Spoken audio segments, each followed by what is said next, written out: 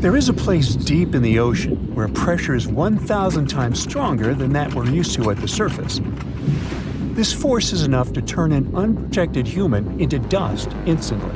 Well, maybe more like mud. Anyway, that's why explorers need some serious preparation and equipment to survive in such extreme conditions down in the Mariana Trench.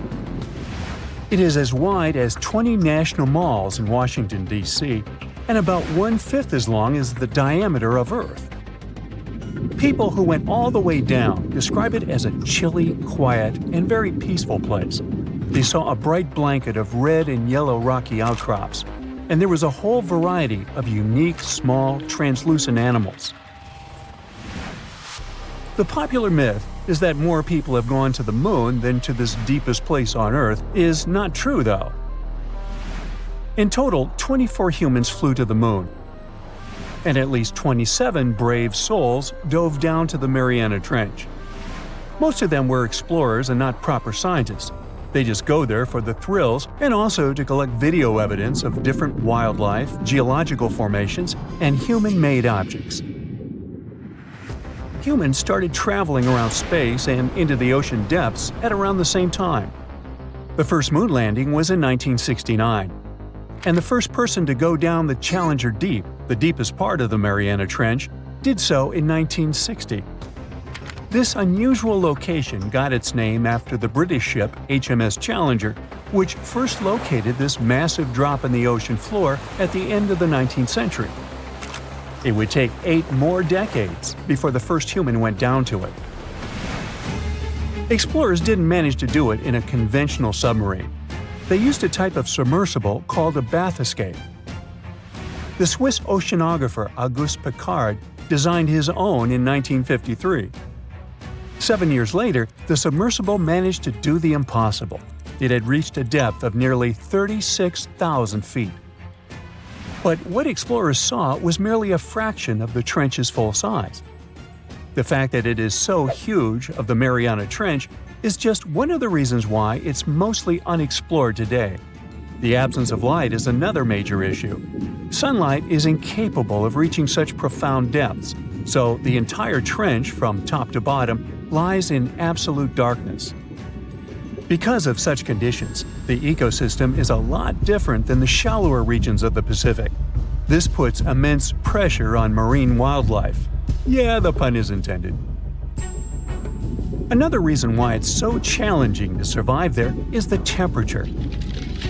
Water freezes at 32 degrees Fahrenheit. At the bottom of the Mariana Trench, the ocean is just a couple of degrees above freezing.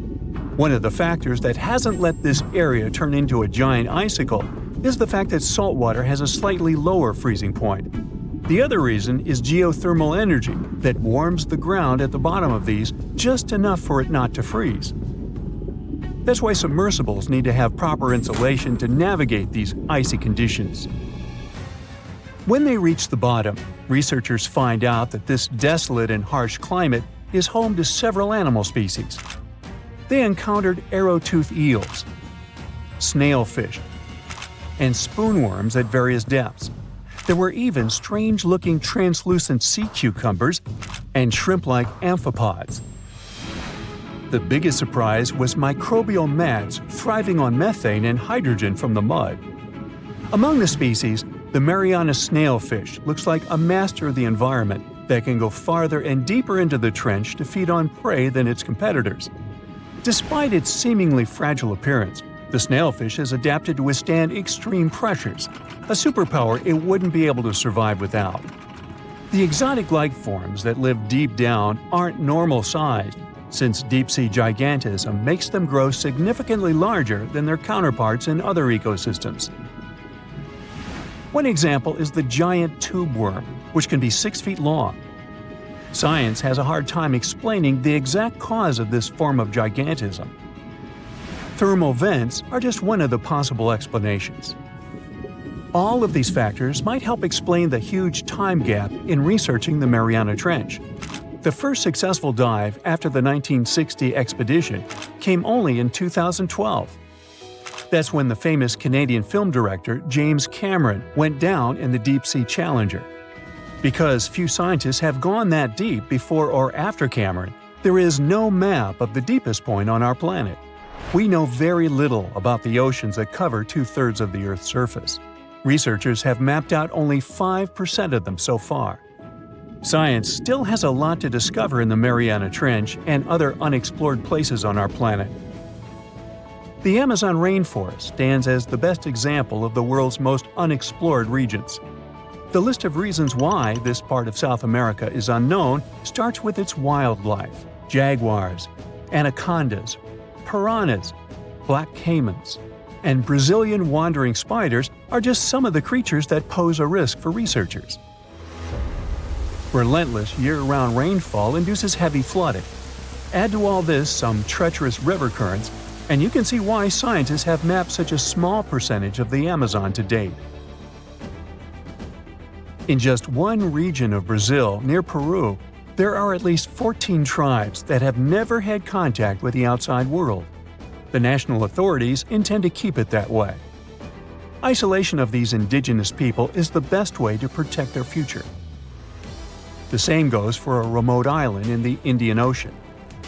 After the tragic tsunami of 2004, helicopters flew over North Sentinel Island to make sure its inhabitants were alive and well. Meanwhile, the Sentinelese weren't thrilled. They took up bows and arrows to drive away the unwanted visitors. This tribe is one of the last uncontacted tribes on Earth. Although anthropologists and filmmakers visited the island in the late 1960s, we still don't know much about its indigenous population. It sits a long way off any shipping lanes in the Bay of Bengal. North Sentinel has no natural harbor, and it's surrounded by a shallow reef. This makes access to the island possible only by boat. The Indian officials who lay claim to the island have prohibited outsiders from visiting the island for safety reasons. The estimates on how many people inhabit the island vary significantly, from as few as 15 to as many as 500. The island is not tiny. It's about 5 times as big as London's Heathrow Airport. Apart from occasional contact during the past 2 centuries, the Sentinelese must have been isolated for a long time. They are related to other indigenous groups in the Andaman Islands, but their neighbors cannot understand a word of their language. The continent of Antarctica has no permanent human settlements at all.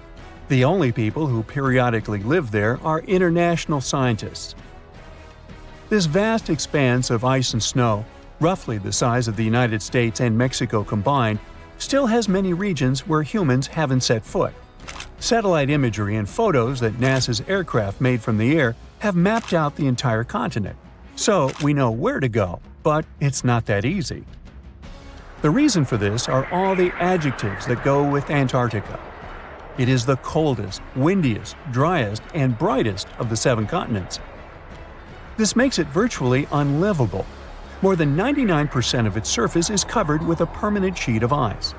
Its thickness ranges from 1 mile to as many as 3 miles in some places. That's half the height of Mount Everest. Now, the Himalayan range contains the world's tallest unclimbed mountain. It is also the tallest mountain in Bhutan. In the local language, the mountain's name translates as White Peak of the 3 spiritual brothers. Out of respect for the spiritual beliefs of the local population, national authorities restricted and then completely banned mountaineering at the beginning of the 21st century. To this day, there is no evidence that any climber has ever managed to successfully reach the summit of this mysterious mountain.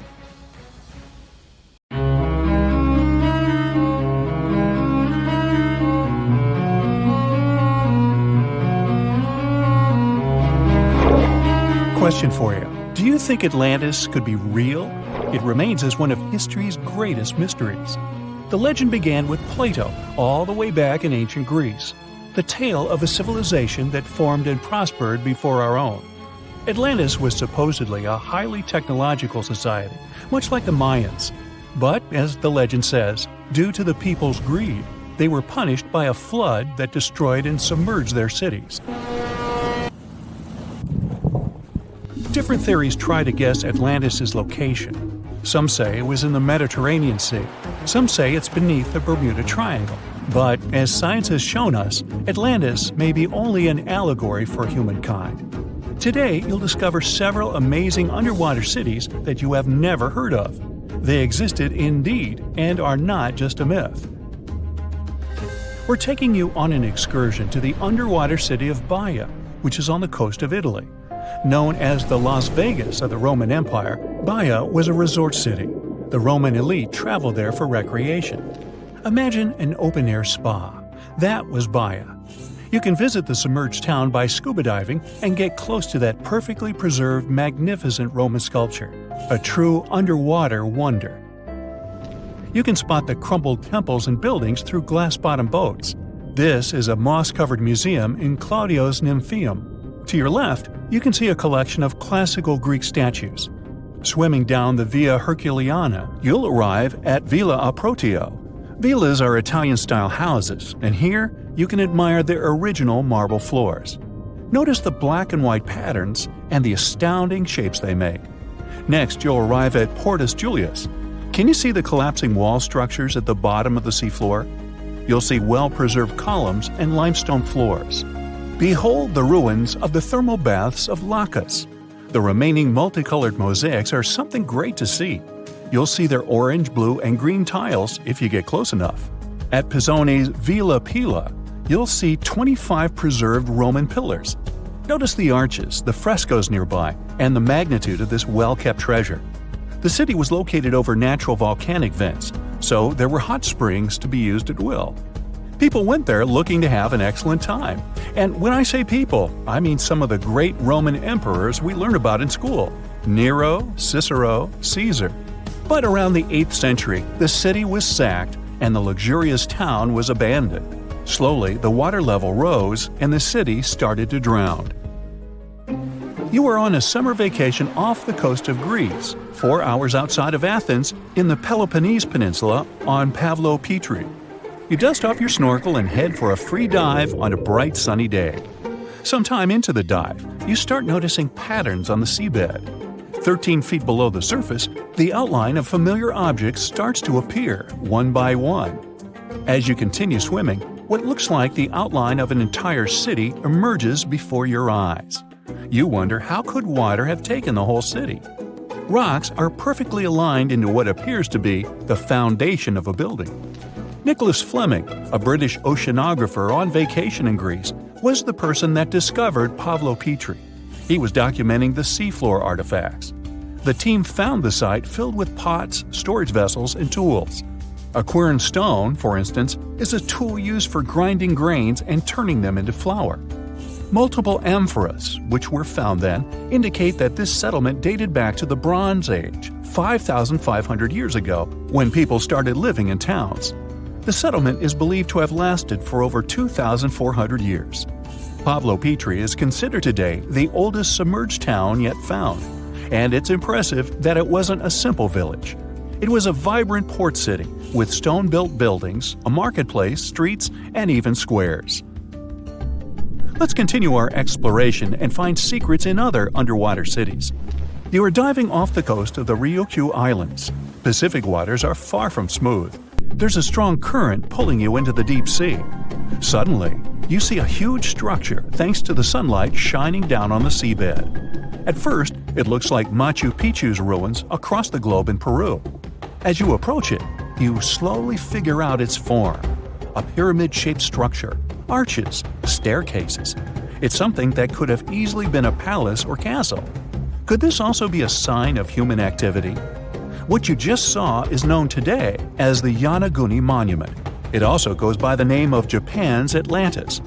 The entire monument is about the size of 5 football fields and the height of a 5-story building. Its most surprising feature is its expansive terraces that host large crowd gatherings. Explorers and scientists believe that Yonaguni dates back to 10,000 years ago. But whether it is a man-made structure or a natural formation is still under debate. For Japan's top marine geologist, Professor Masaki Kimura, Yonaguni is the heritage of a lost civilization. Kimura has dived into exploring the ruins over 100 times over the past 10 years. According to him, there are clear signs of human activity down there. The Triangle Pool, located on the monument's surface, is a triangle-shaped concave that is a historical symbol of water fountains in the region. There is also a giant turtle carved on the eastern side of the structure, and according to Kimura, turtles have an important cultural meaning. Several pieces of stone tools have been recovered from the site. Their estimated age dates back to 10,000 years ago. However, not all scientists are convinced of the same. For many, Yonaguni is the result of thousands of years of erosion. The fact that the monument is composed of one massive rock leads them to believe that it is not human-made. The defined edges and flat surfaces resemble a natural formation occurrence in Northern Ireland, known as Giant's Causeway. A series of interlocking basalt columns look like the ruins of a palace, but they were the result of volcanic activity in the region. Well, stay tuned for more underwater discoveries. The next stop on our voyage is one of today's most famous underwater cities that has turned into an underwater archaeological park. The city of Port Royal in Jamaica exists today only below the surface. But in 1692, it was one of the wealthiest cities in the Western Hemisphere. Port Royal was the center of the British Empire at the time, and an important trade city that attracted people from all over. It was also home to real-life pirates of the Caribbean. On the morning of June 7, 1692, the people of Port Royal met a different fate than they probably expected. The bars and restaurants beaming with life woke up shaking. People were taken out of bed with the power of a massive earthquake, estimated today at 7.5 on the Richter scale. One survivor says he saw the earth opening up and swallowing the town whole. What he said could be true, as the city was mainly built over sand. The ground sucked buildings, roads, and everyone above. Geysers erupted, and finally, waves as big as 10-story-high buildings hit the city. About 33 acres of the city disappeared underwater, and amazingly, most of its 17th century remains lie in good condition under 40 feet of water. In the ruins, archaeologists have found taverns, storage rooms, kitchens, and recreational buildings used for diverse purposes. You can see a grand lion statue, a submerged bridge, and many picturesque arches. Now, do you fancy a trip to India? Just outside its coast lies another sunken marvel. A site known as the Lost City of Cambay is located on the Gulf of a similar name. It remained hidden until 2001, when the National Institute of Ocean Technology did a routine water assessment. With sonar technology, which sends a wave of sound to the bottom of the sea, they found something far beneath the surface. Images showed well-defined geometric shapes spread along a 5-mile stretch. The remains found dated to more than 9,500 years ago, meaning that this civilization was lost at around the end of the Ice Age. Debris recovered from the site included construction material, pottery, beads, sculptures, and even bones. Scientists argue whether these artifacts are indeed from the site, but if they truly are, then the Lost City of Cambay would be the oldest civilization in the world.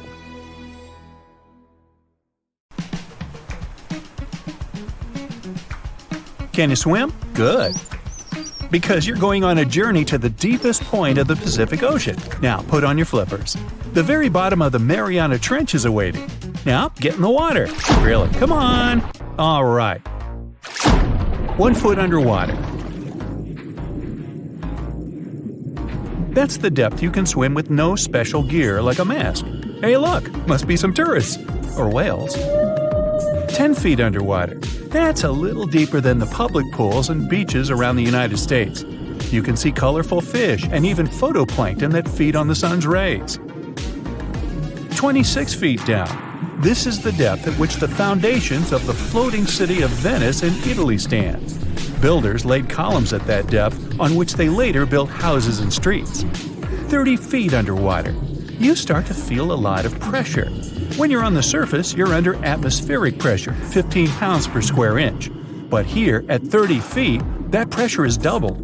All the air pockets in your body, like your lungs or ears, begin to compress from this pressure, giving you discomfort. But no worries, your organs are soft and elastic, so you can keep diving. 40 feet underwater. Oops, you're running out of air. An average person can hold their breath for 30 to 90 seconds. The current record is an incredible 24 minutes and 37 seconds. Gasp. Okay, you'll need some diving equipment to continue your descent. There you go. Thank you very much. Tourists dive to this depth to look at reefs and corals. You don't need special skills for that, but you can't dive any deeper without training or a license. 45 feet down. Be careful. There's sharks swimming here looking for food, like you. Sometimes tourists descend to this depth in a safe cage to see the sharks up close. You're better off staying away from these predators and not attracting their attention. So make sure you're not wearing any bright and shiny jewelry. Sharks love that kind of thing. 62 feet underwater. You could see the Aquarius Reef Base Lab in Florida at this depth, if you were in Florida. It's really an entire building with rooms for exploring the seafloor, accessible through a hatch. 105 feet down. You see a strange bell hanging from a chain. People used to use these things for deep diving about 400 years ago. They'd lower a bell on chains with divers inside from a ship. There was enough air inside the bell for them to breathe. That way, they could explore sunken ships with treasures. 140 feet. At this depth, you could find an entire sunken city in Qianda Lake, China. You can still see streets, houses, and temples there. 330 feet. Whoa! You almost hit a huge blue whale. How could you miss it? These guys, the size of 2 train cars, usually dive to that depth. Shh! Let's listen to them sing for a while. It's beautiful. Now, let's keep going. 660 feet. This is where most of the ocean life ends. Sun rays hardly penetrate any deeper into the water. Everything below are unusual fish like this angler. They have such an unusual appearance because they have to adapt to the high pressure here. 702 feet underwater. This is the last mark where you'd see a human without diving equipment. This man holds the title of the deepest man on Earth, and he's the only one who has managed to get to this depth. The water pressure on his body here was 20 times greater than that on the surface. 985 feet. Ooh, what was that sound? Whoa, that's a submarine. That's the maximum depth they can dive to. Some of them can reach speeds of 26 miles per hour. Fun fact, an ostrich can run twice as fast, but she can't swim. 1,090 feet. Say bye to this scuba diver. You won't see them any deeper than this. The world record was set in the Red Sea. It only took the diver 12 minutes to reach this depth, but it took him a whole 15 hours to return to the surface to avoid decompression sickness. So now you get an atmospheric deep diving suit. It's completely sealed, and you won't feel the insane water pressure on your body in it. 1,454 feet. If you stuck the Empire State Building in the water, its tip would be here, and all the carpet inside of it would be wet. 2,300 feet down. The water pressure here is 70 times greater than on the surface. The flexible plastic parts of your suit can't withstand that kind of pressure. So here's some urgent delivery. It's an ultra-deep submersible. Now you can continue your dive all the way down. 2,717 feet. Here you'd see the tip of the tallest building on Earth, the Burj Khalifa. Alright, who's sinking all the tall buildings around here? 5,387 feet. This is the depth of one of the oldest and deepest lakes in the world, Lake Baikal. Its area is slightly larger than the entire country of Belgium. 8,040 feet. That's the record depth the Predates oil platform reaches in the Gulf of Mexico, and its above-water part with 3 decks is almost as high as the Eiffel Tower. 11,962 feet. This is the average depth of the Atlantic Ocean. You can see a huge tube as wide as a giraffe's neck, and it just seems to be endless. True, this cable connected Europe and North America and used to serve for telegraph communications. 12,303 feet underwater.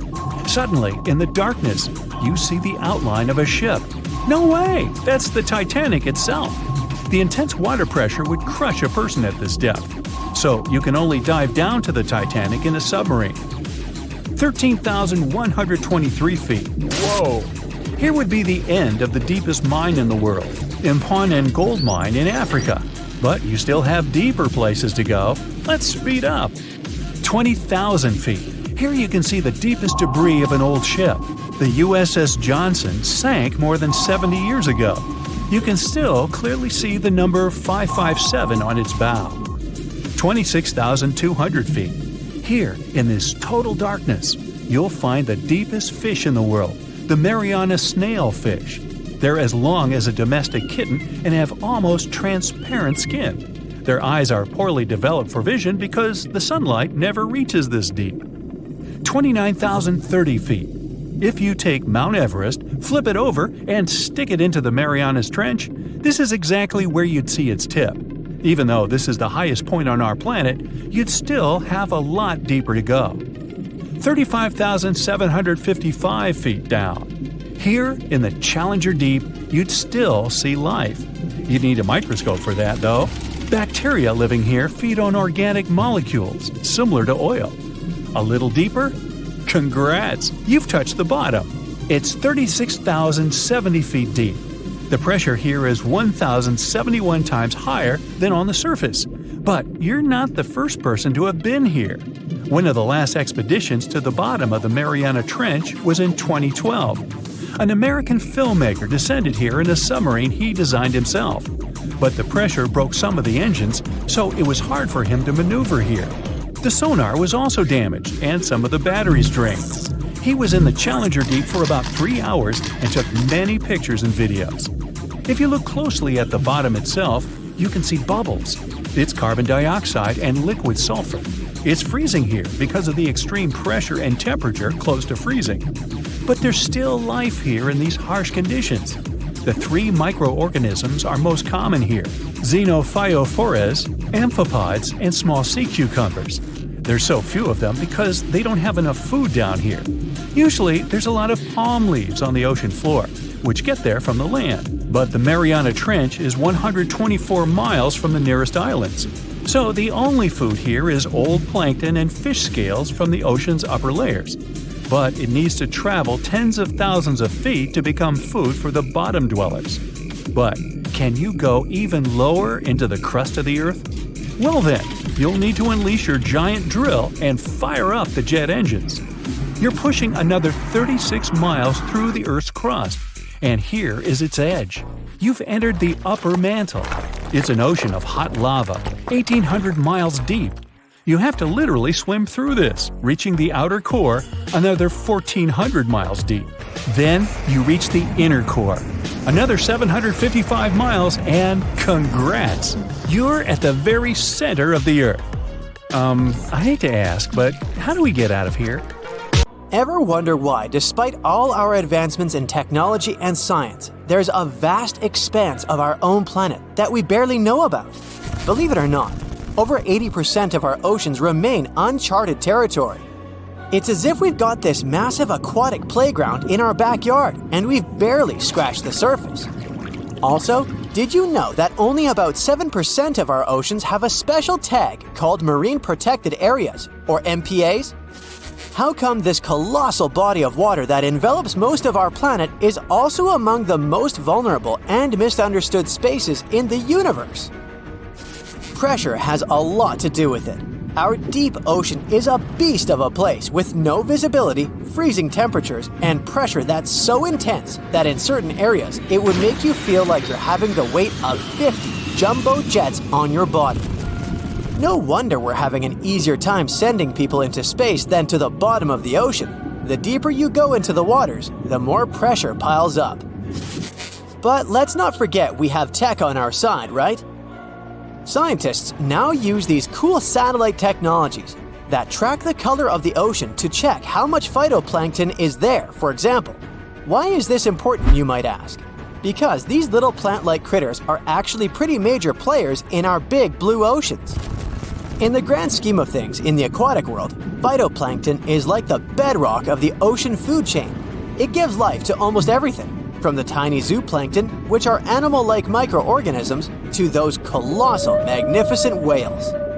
When these technologies first came around, satellites could get clear images of the ocean faster than a ship could take the same number of measurements in 10 years.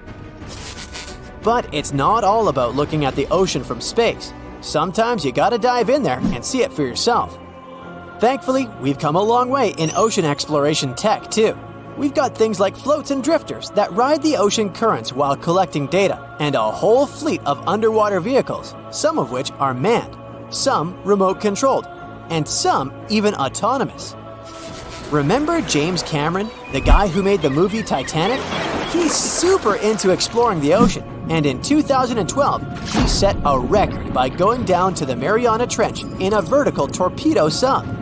He thinks there's nothing like being in the ocean and experiencing it firsthand. Other companies use a mix of technologies for their ocean explorations. It led them to discover amazing stuff like a deep-sea coral reef near Morocco, the only one still growing in the Mediterranean Sea. They've also discovered new species and documented ones previously thought to live only in the Atlantic.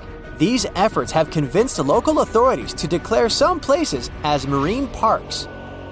As with most scientific areas, the road isn't without its bumps.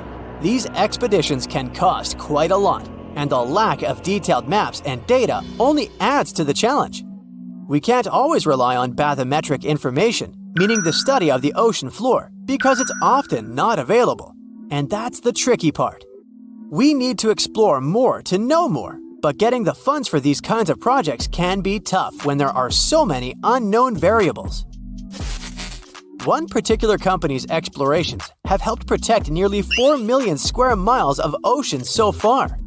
The data they collect during their expeditions is invaluable. It's used to identify new species, locate vulnerable habitats, and even show where threatened species are being overlooked. Their work helps dismiss excuses from local authorities who claim they lack the necessary information to establish more MPAs. The same company supports a goal known as 30 by 30, aiming to protect 30% of our oceans by 2030. It's a big target, and there's a long road ahead, but ongoing ocean exploration can provide the proof needed to keep more of our oceans safe. We also need to set aside areas for protection and research, even when we don't have all the facts just yet.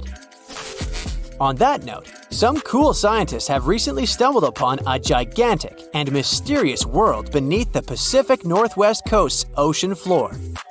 The best part is, this massive realm of life is pretty much cut off from the rest of the world above, making it like a secret underground club that only the best microbiologists have access to.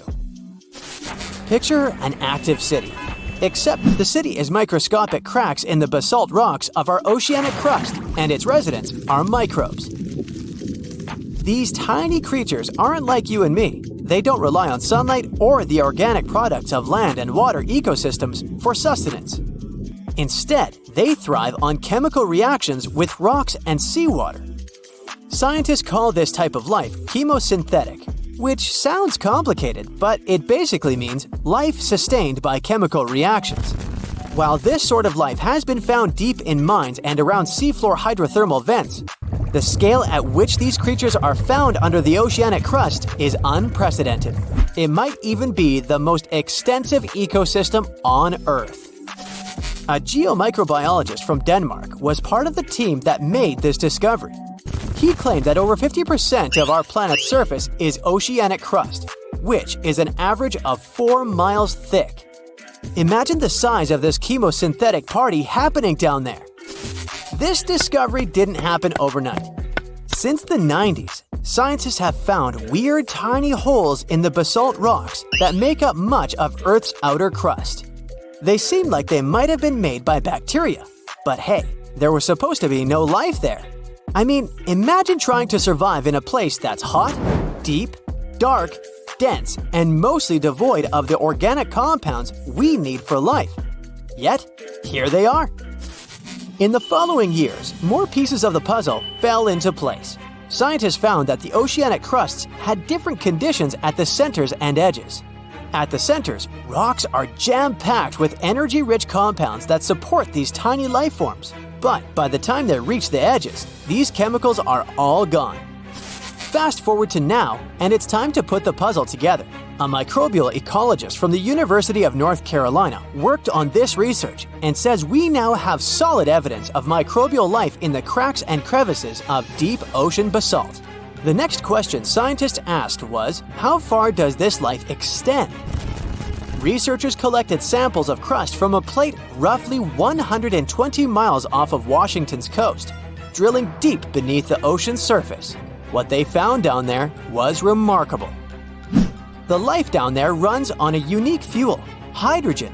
Yep, in the absence of sunlight, hydrogen provides the energy for all their biological processes. These microbes use hydrogen to transform carbon dioxide into organic matter.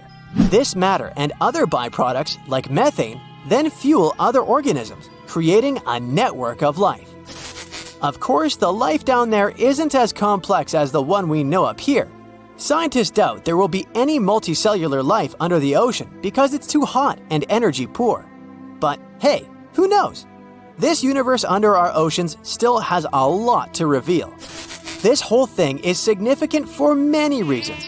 First, it confirms that life can exist in places without oxygen, which changes our perspective on where we can find life. This makes us wonder if life could exist under similar conditions on other planets, where surface conditions might be too harsh. The implications on Earth are also profound. If a large portion of life exists in the oceanic crust, then our understanding of life on our own planet could be completely changed. This exciting discovery stretches our understanding of life and prompts us to keep exploring the mysterious depths of our oceans, pushing the limits of our understanding. NASA is also in on the whole deep sea exploration project. Why? Shouldn't they be preoccupied with outer space? Because they're hoping to find hints about what the oceans on other planets might look like.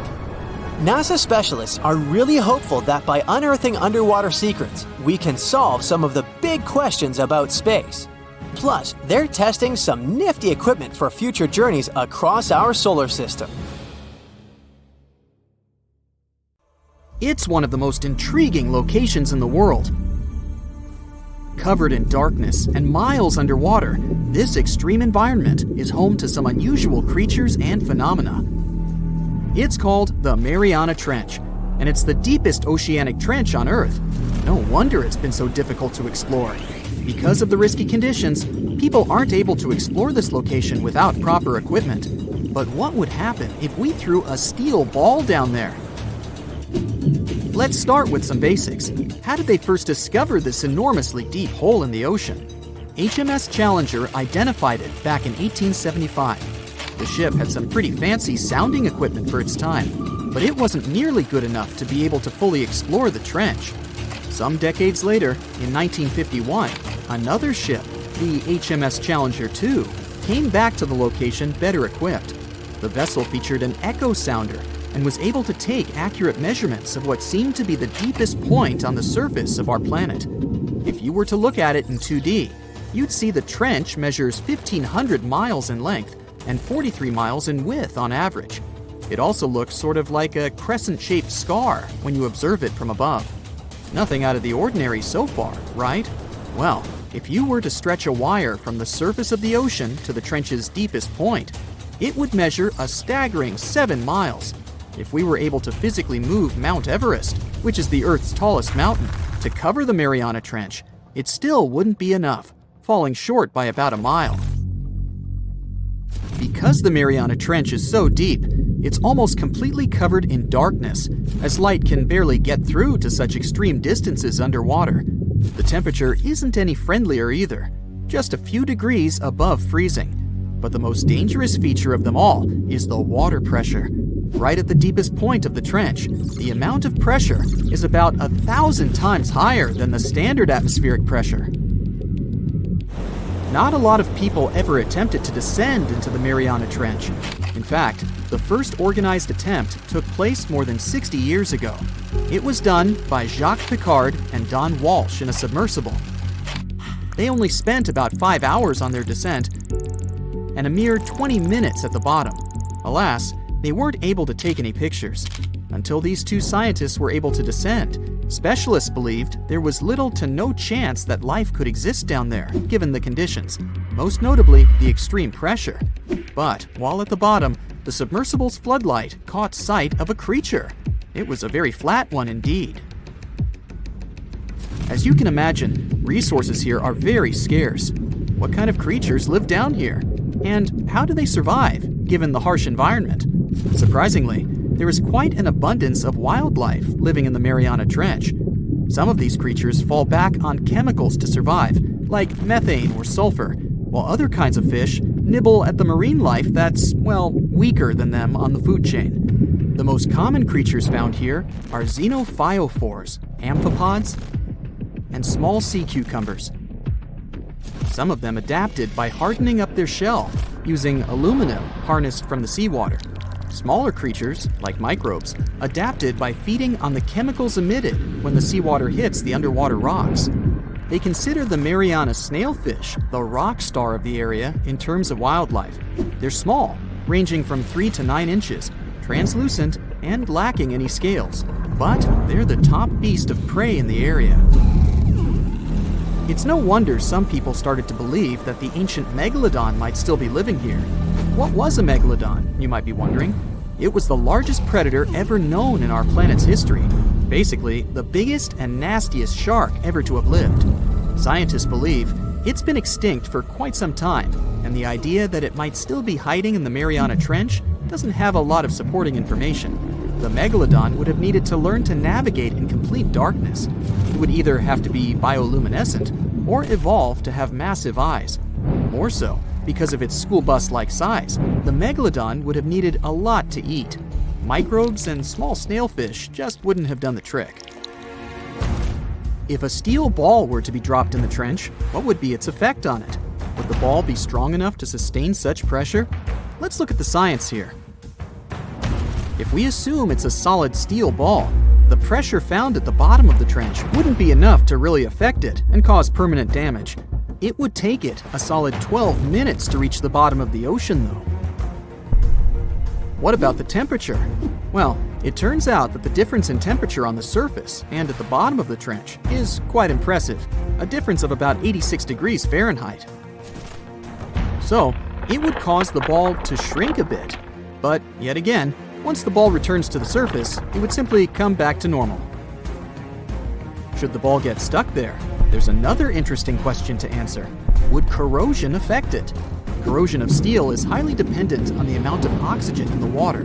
The amount of oxygen dissolved in water remains constant at depths greater than 3 miles.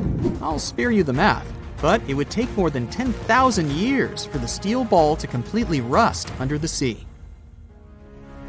I can't help but wonder, though, what would it take us humans to be able to survive at such extreme depths? Let's look at what was used in the past to explore this mysterious location. A little thing called syntactic foam. Why? Because it's the only material that can both float and resist the amount of pressure found here. Without this sort of protection, our lungs would rapidly collapse here. More so, the pressure from the water would push liquid into our mouths, replacing the much-needed oxygen with water. Then, there would be the much-needed ability to be able to come back to the surface should anything not go as planned. One of the vessels that went for a deep dive here had 1,000-pound steel weights attached to it, so it would ensure its sinkage. These weights were connected to the ship by a special type of wire that had an increased corroding time of 11 to 13 hours in seawater, just in case something went wrong down there, and they'd have to bounce back faster.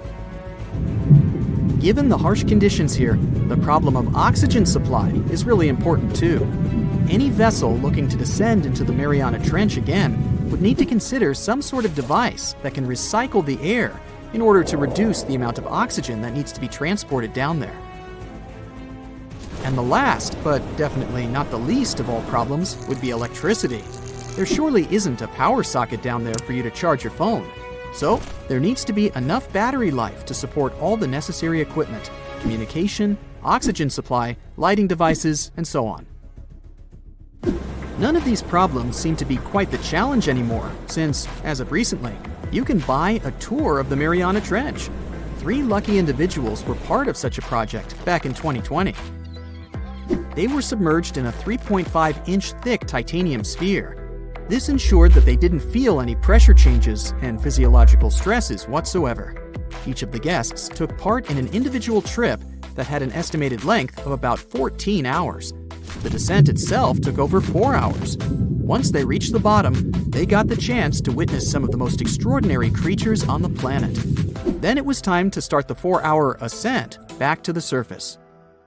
Now, the Mariana Trench is the deepest and probably the most enigmatic place on Earth, whatever that means. Bizarre creatures, such as deep-sea anglerfish, frilled and goblin sharks, barrel-eyed fish, hatchet fish, live in a crescent-shaped trench in the western Pacific. Just 3 people have ever descended down the Challenger Deep in the southern end of the Mariana Trench. There, at a depth of almost 11,000 feet, vents are bubbling up carbon dioxide and liquid sulfur. Mud volcanoes erupt under the pressure 1,000 times greater than at the surface. And so, it's no place I want to go. So bye! Get back in there. Alright, since you clicked, yeah, you're about to visit places no less mysterious and creepy than the Mariana Trench. Your first stop is Mexico, the Yucatan Peninsula to be precise. See those bottomless sinkholes filled with crystal clear water? It's fresh water that overlies salt water seeping from the sea. The sinkholes are called cenotes. The Mayans believe these natural wells were the gateways to the underworld. Thousands of cenotes, created by collapsed limestone bedrock, form one of the world's longest underwater cave systems. You can easily get lost in this tangled, mysterious network. Now it's time to visit the Caribbean. There, you'll get to a depth of almost 8,000 feet to see the Von Dam vent field. The hydrothermal vents fire out streams of muddy, scalding water, with the temperature reaching 400 degrees Fahrenheit. That's almost enough to bake a pizza. These mounds are made of talc, a substance you can find in baby powder. The Von Dam vent field is an oasis for odd species. One of those is kind of a creepy shrimp without eyes. Instead, they're equipped with patches of light-sensitive cells on their backs. Now, you don't have to travel far away. The next enigma on your list is also in the Caribbean. Just off the coast of Belize, there is a giant sinkhole. It's also blue. Yep, that's the Great Blue Hole. The thing is about 1,000 feet across and more than 400 feet deep.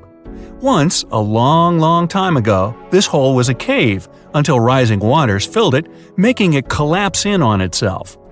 The deeper you descend into the Great Hole's crystalline waters, the darker it becomes.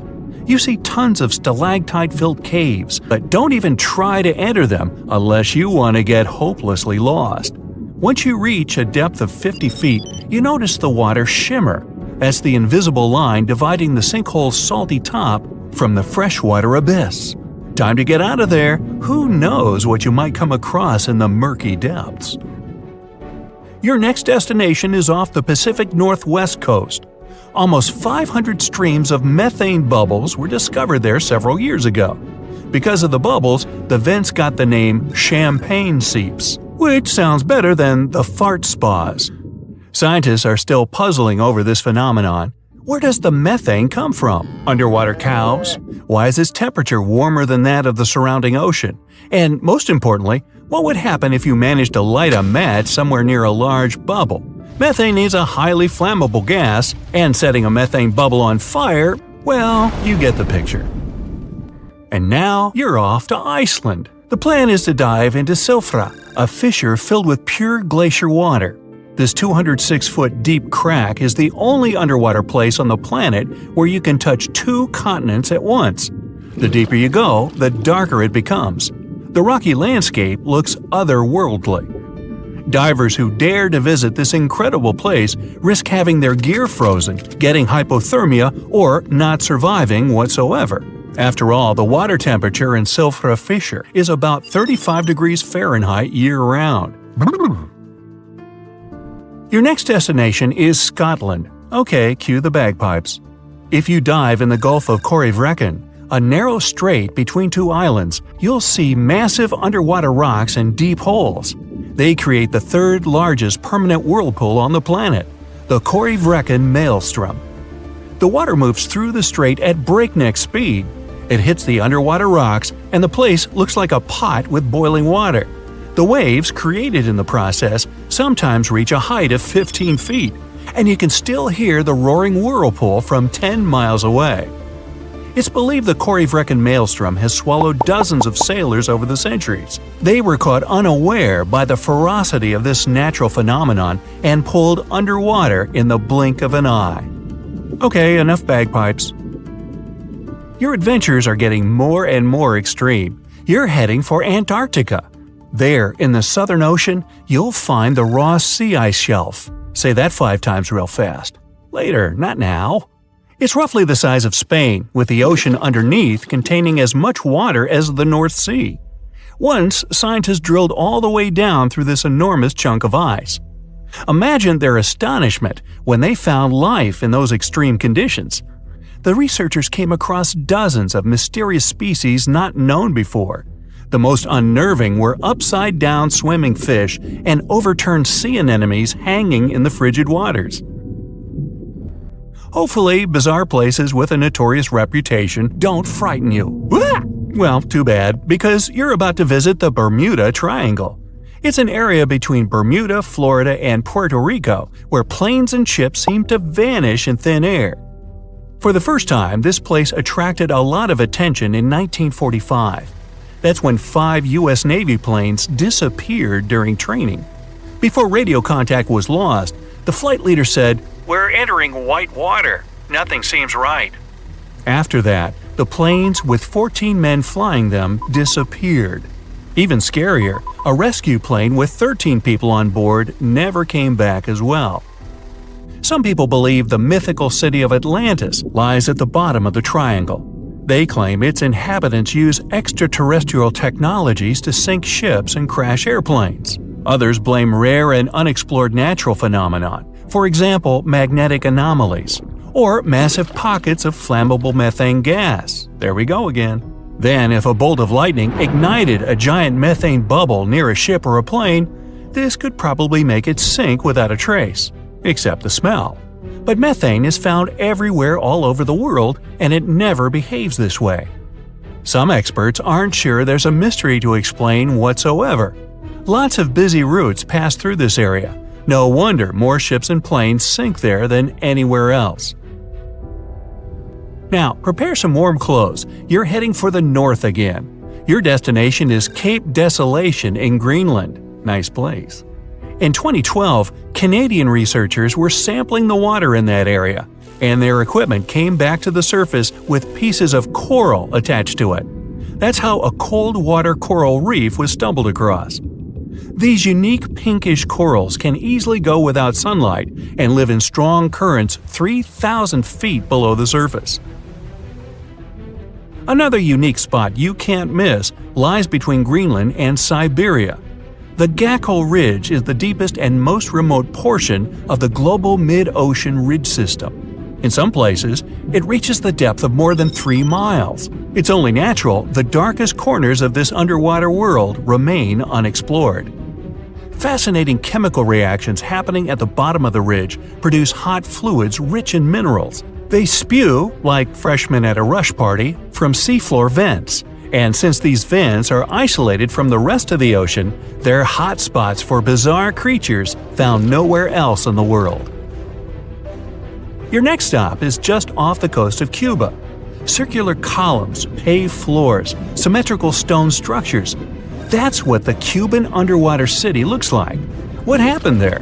Why was a large city abandoned at a depth of more than 2,000 feet? Lots of people believe those are the ruins of a long-forgotten civilization. But scientists have their doubts. They claim the lost city is nothing but a natural phenomenon that appeared about 5 million years ago. The disc and donut structures often appear around the areas of the seafloor where natural gases break free. Again with the gases. When you come to visit the Sargasso Sea in the middle of the North Atlantic Ocean, you won't find its shores. Instead, it's surrounded by powerful ocean currents. These are the same currents that turn the sea into a gigantic convention for dense brown seaweed. In the 19th century, a French ship was discovered in the Sargasso Sea. Its sails were set, but not a single crew member was on board. This mysterious disappearance made people believe the seaweed was carnivorous. The Sargasso Sea is indeed a weird place. It's always eerily calm and unnaturally warm. even though it's surrounded by the churning, freezing waters of the Atlantic Ocean. Could one of these bizarre places become a home to the largest marine predator ever, the megalodon? The giant shark's teeth, some larger than an adult man's hand, have been found pretty much all over the world. But since these creatures preferred warm, shallow waters, they lived along the coastlines of all continents except Antarctica. In other words, it'd be a waste of time to search for the giant predator in the depths of the Mariana Trench, in Greenland, or in Mexican cenotes. But then, could it choose the waters of the Caribbean to hide from the hustle and bustle of the modern world? Don't get your hopes up. There's been no proof the megalodon does exist these days. It wasn't a shy, elusive animal, and still, no one has seen this shark lurking around recently. Not even near the fart spas. Do you remember when you were a kid and dug deep holes in the wet sand at the beach? You kept digging and digging, wondering where you'd end up if you never stopped. Well, wonder no more. This video has got you covered.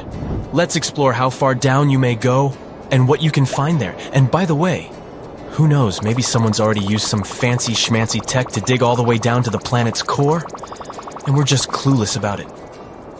Let's dig in. At a depth of 2.3 feet, you'll find a whole lot of tunnels made by moles and rabbits. And get this, those moles are insane at digging. They can make a tunnel longer than 65 feet in just one day.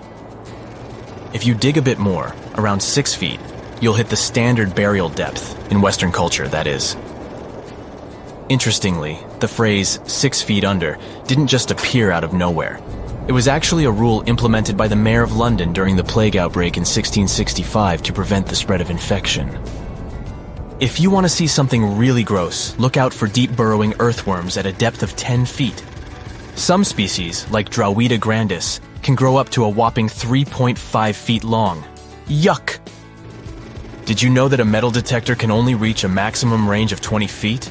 If you're trying to find something buried deeper than that, you're out of luck, unless you've got a high-end detector that might be able to pick up a car at that depth. But if you're looking for something small or using a lower-end detector, forget about it. There was a guy named William Little, aka the Mole Man, who lived in London and dug himself a burrow 26 feet deep under his own house. He started way back in the 60s, and it took him over 40 years to dig the whole thing. And get this, the network of tunnels he made stretches over 65 feet away from the house. That's some serious digging. But if you want to see some real animal digging skills, go down almost 40 feet and you'll find the deepest burrow ever made by an animal.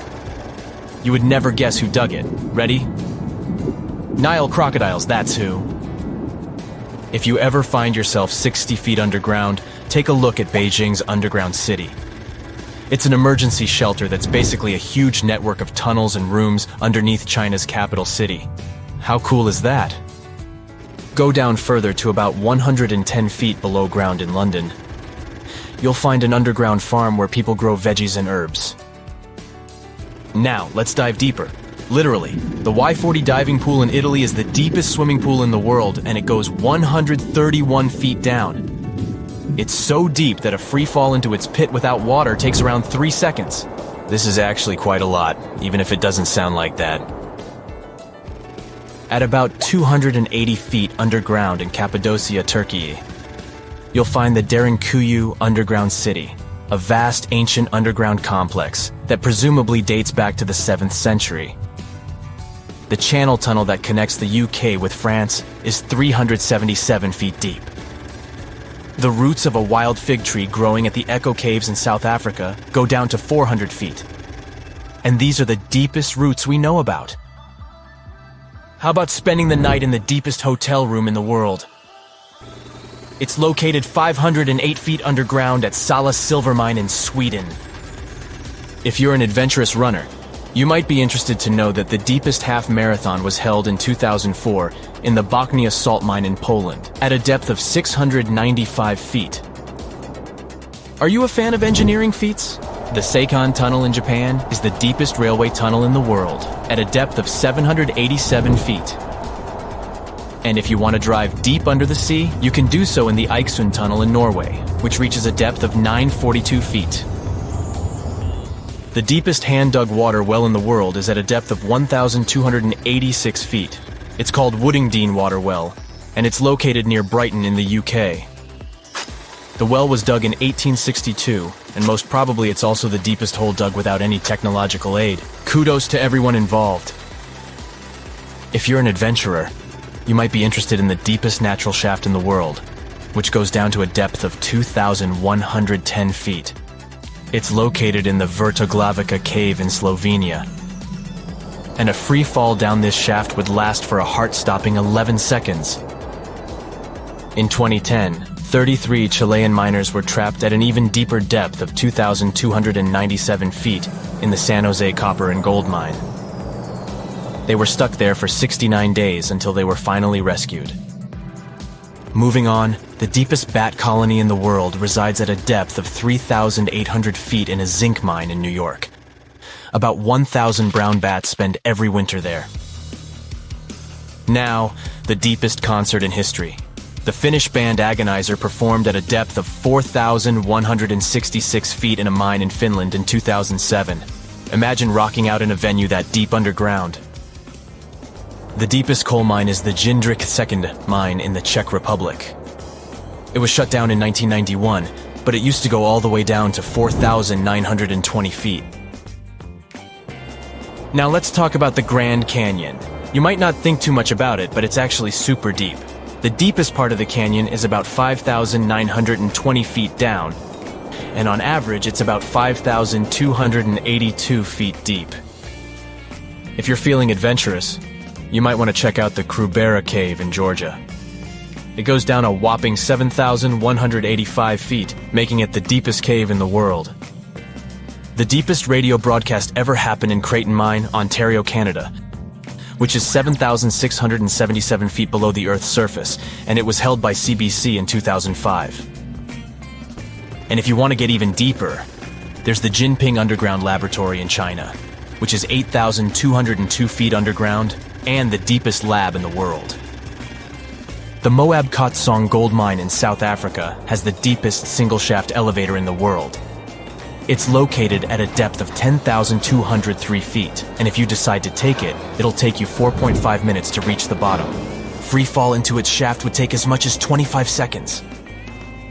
Deep in the Tautona mine in South Africa, at a depth of 11,811 feet, the deepest known multicellular organism has been found.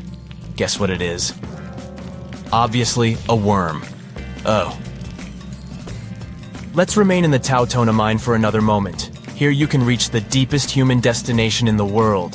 The temperature down there is a scorching 151 degree F, and the journey takes more than an hour. The oceanic crust has an average depth of almost 20,000 feet, which is also the depth at which the deepest known microbes were found in rocks below China's Songliao Basin. At a depth of about 36,000 feet, we find the Mariana Trench, the deepest point of the ocean. But people have gone even deeper than that. The Kola Super Deep Borehole was until recently the champion of the depths.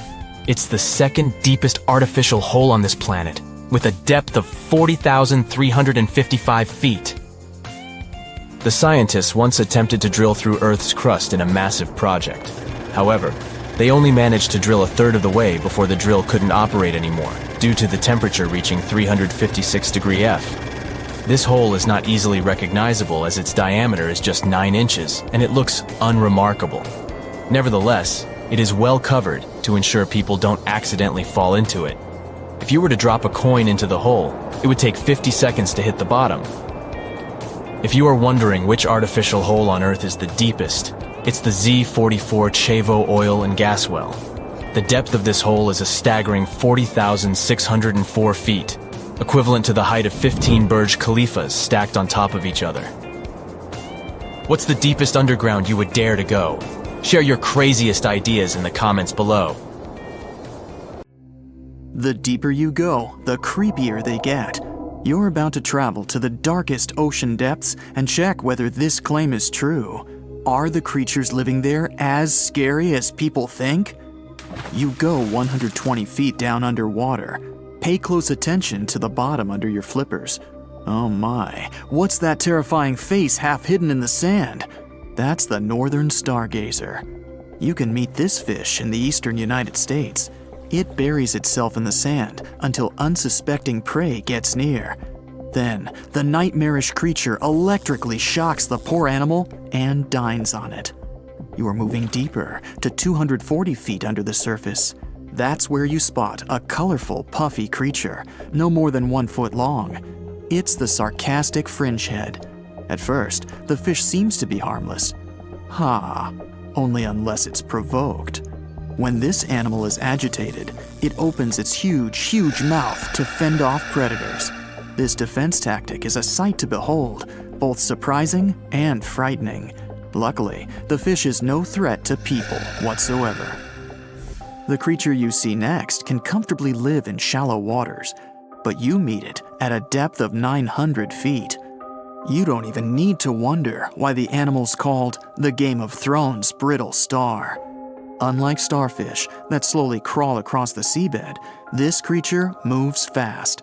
It wriggles its long, flexible arms to get from point A to point B. Its body is protected by a hard calcium carbonate shell. Also called snake stars, these creatures are tiny and easily fit in nooks, cracks, and small crevices in rocks. At a much greater depth of 2,000 feet, you come across the giant squid. For a long time, it was thought to be a creature from legends rather than a real animal. The giant squid was first caught on camera in 2001, and it's exactly as big as its name implies. The creature's eyeballs are the size of soccer balls, and the squid itself can weigh up to 600 pounds. Almost 3,000 feet below the surface, you get spooked by another creepy-looking animal. It's somewhat red and rather small, no longer than 1 foot long. As you approach the creature, it looks rather docile, or maybe just indifferent. The vampire squid, that's the animal's name, looks like an umbrella with tentacles. It doesn't even produce ink, so you leave it alone. Soon after that, at a depth of 3,200 feet, you meet the cookie cutter shark. This creature is a parasite. It attaches itself to big fishes, dolphins, whales, and sometimes even people. Then, using its neatly arranged serrated teeth, it gouges out cookie-sized pieces of meat. This nasty glowing animal doesn't grow larger than 20 inches and lives in the ocean twilight zone. At a depth of 3,300 feet, the light becomes a rare and valuable thing. The animals living that far away from the surface have to evolve unusual features to survive. That's how the barrel-eye fish ended up with a transparent head and 2 super-sensitive barrel-shaped eyes. Right now, pretty much like always, they're pointed upward, allowing the fish to see potential prey and you. Almost 4,000 feet below the surface, you see something droopy and saggy. The blobfish doesn't have a skeleton or any muscle. Its jelly-like flesh lets the creature survive incredible water pressure. Despite its appearance, the blobfish is an ambush predator. It usually lies very still on the bottom, waiting for unsuspecting prey to swim by. You go a bit deeper and spot a creature that looks particularly ghastly. The goblin shark senses prey with its snout. The creature's terrifying jaws are attached to elastic ligaments. When some animal comes too close, the shark catapults its mouth forward to catch it. If your mouth could do the same, you would be able to eat things dangling 7 inches away from your face. Even deeper than that, at 5,000 feet, you notice another member of the shark family. The frilled shark looks like an overgrown eel, but its gills are lined with red fringe at the edges, hence the name. The creature's horrifying mouth has 25 rows of razor-sharp backward-facing teeth, 300 in total. The shark prefers to hover in the water, waiting for its prey to come closer. Then, it charges at it like a snake. Suddenly, you see something glow brightly like an electric bulb. But after coming closer, you recoil in horror. The creature looks like an upgraded eel equipped with oversized teeth. That's the deep-sea dragonfish that can live at a depth of 6,000 feet. Chemical processes going on inside the fish's body produce an eerie red glow. This glow is used to communicate with other fish.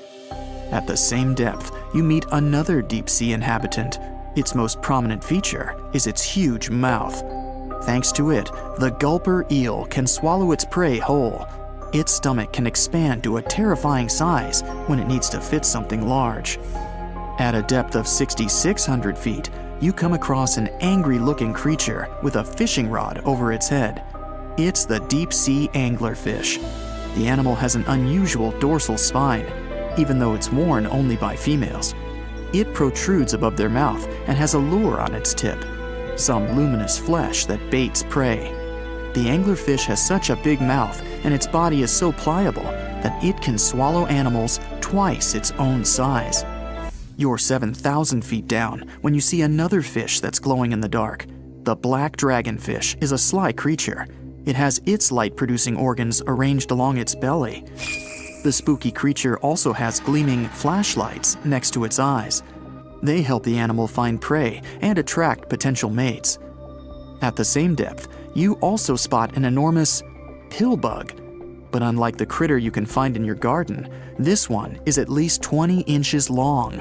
That's the giant isopod, and it is, indeed, related to the roly-poly, as well as crabs and shrimps.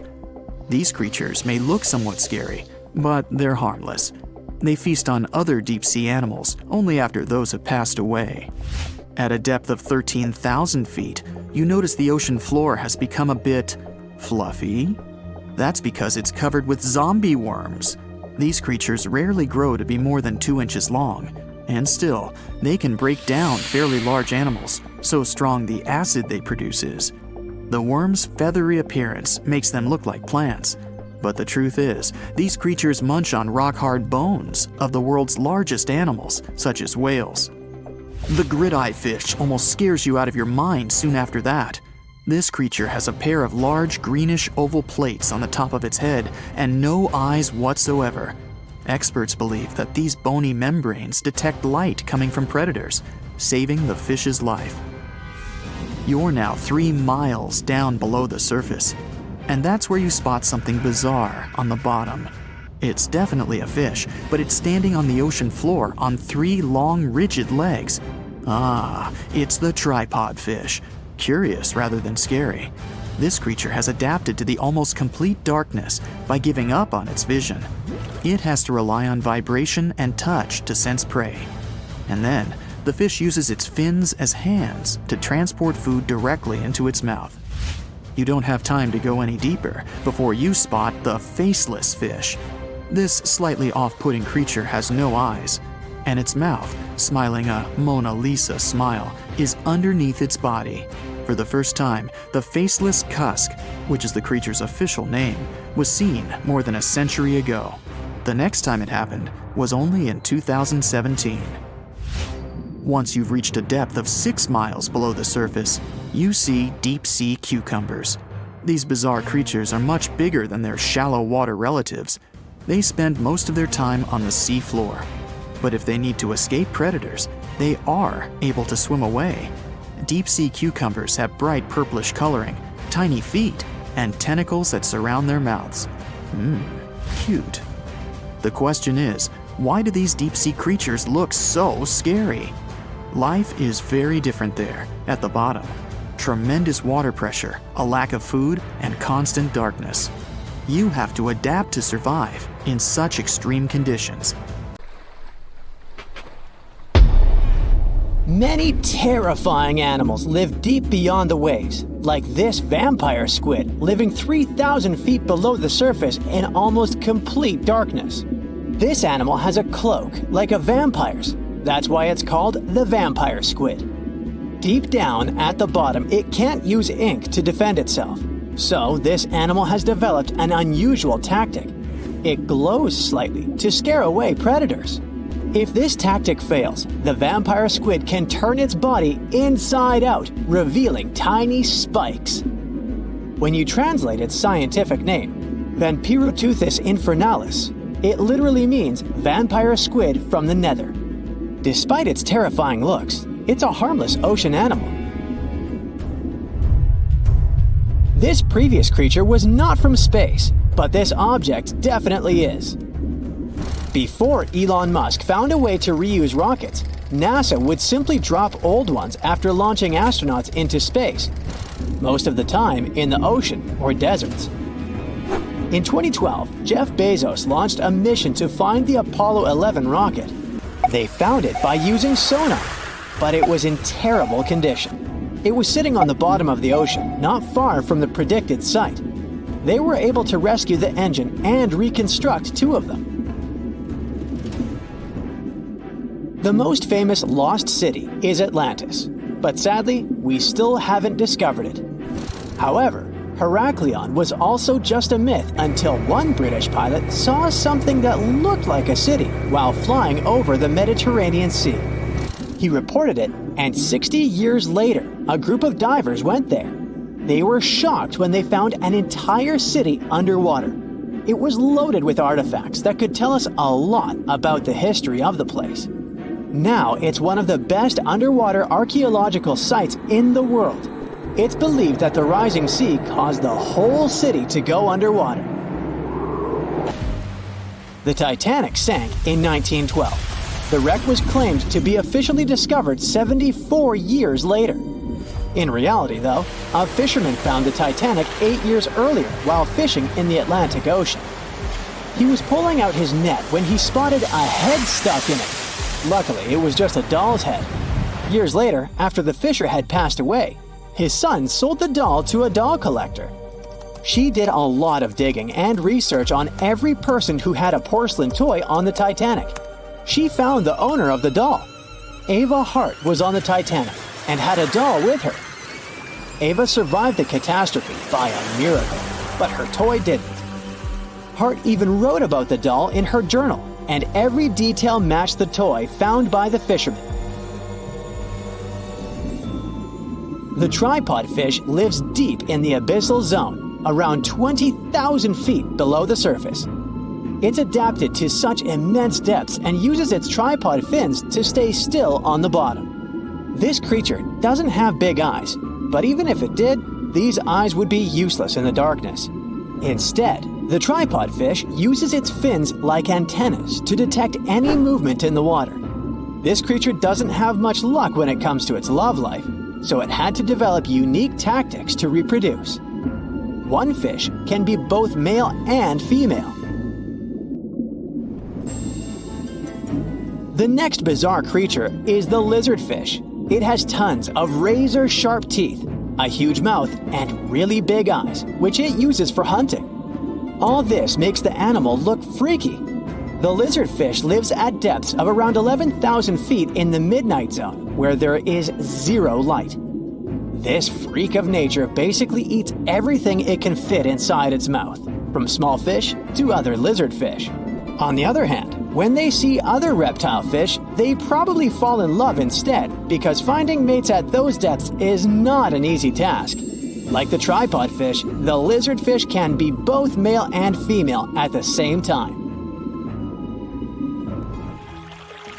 When you think of a river, you usually picture it on land. Still, nature is quite unpredictable, and it created a river flowing under the ocean in California. It's running at a depth of around 2 miles. This river has everything that an ordinary river has: sunken logs, trees, and rocks. And despite its uniqueness, it's not the only one in the world. There are also others in the Amazon and Greenland. A terrifying creature was discovered near Angola's coast by a remote operating vehicle. It looks like it doesn't have a head or a body. It was sitting at a depth of around 4,350 feet below the surface. After doing research, scientists concluded it wasn't anything from a sci-fi movie. It was just a cluster of siphonophores stuck together. In 2015, some random guy was diving in Caesarea, and something shiny caught his eye. He reached out, grabbed it, and realized it was a gold coin. After that, he examined the bottom and found out that there were many more. He reported the incident to the local authorities, and they concluded that he had found Arabic treasure. The coins were made of solid 24-karat gold and were a few thousand years old, but due to the perfect salinity and temperature, they looked brand new. The coins belonged to a ship carrying cargo. It was caught up in a storm and unfortunately sank. One of the weirdest things ever discovered was found in the Baltic Sea. It's an anomaly that looks as if it was created by a different civilization. It was discovered by Swedish researchers, and they basically had no idea what it was. They had to ask tons of other scientists for their opinions. When you look at this formation from above, it's 200 feet long and looks exactly like a fallen spaceship.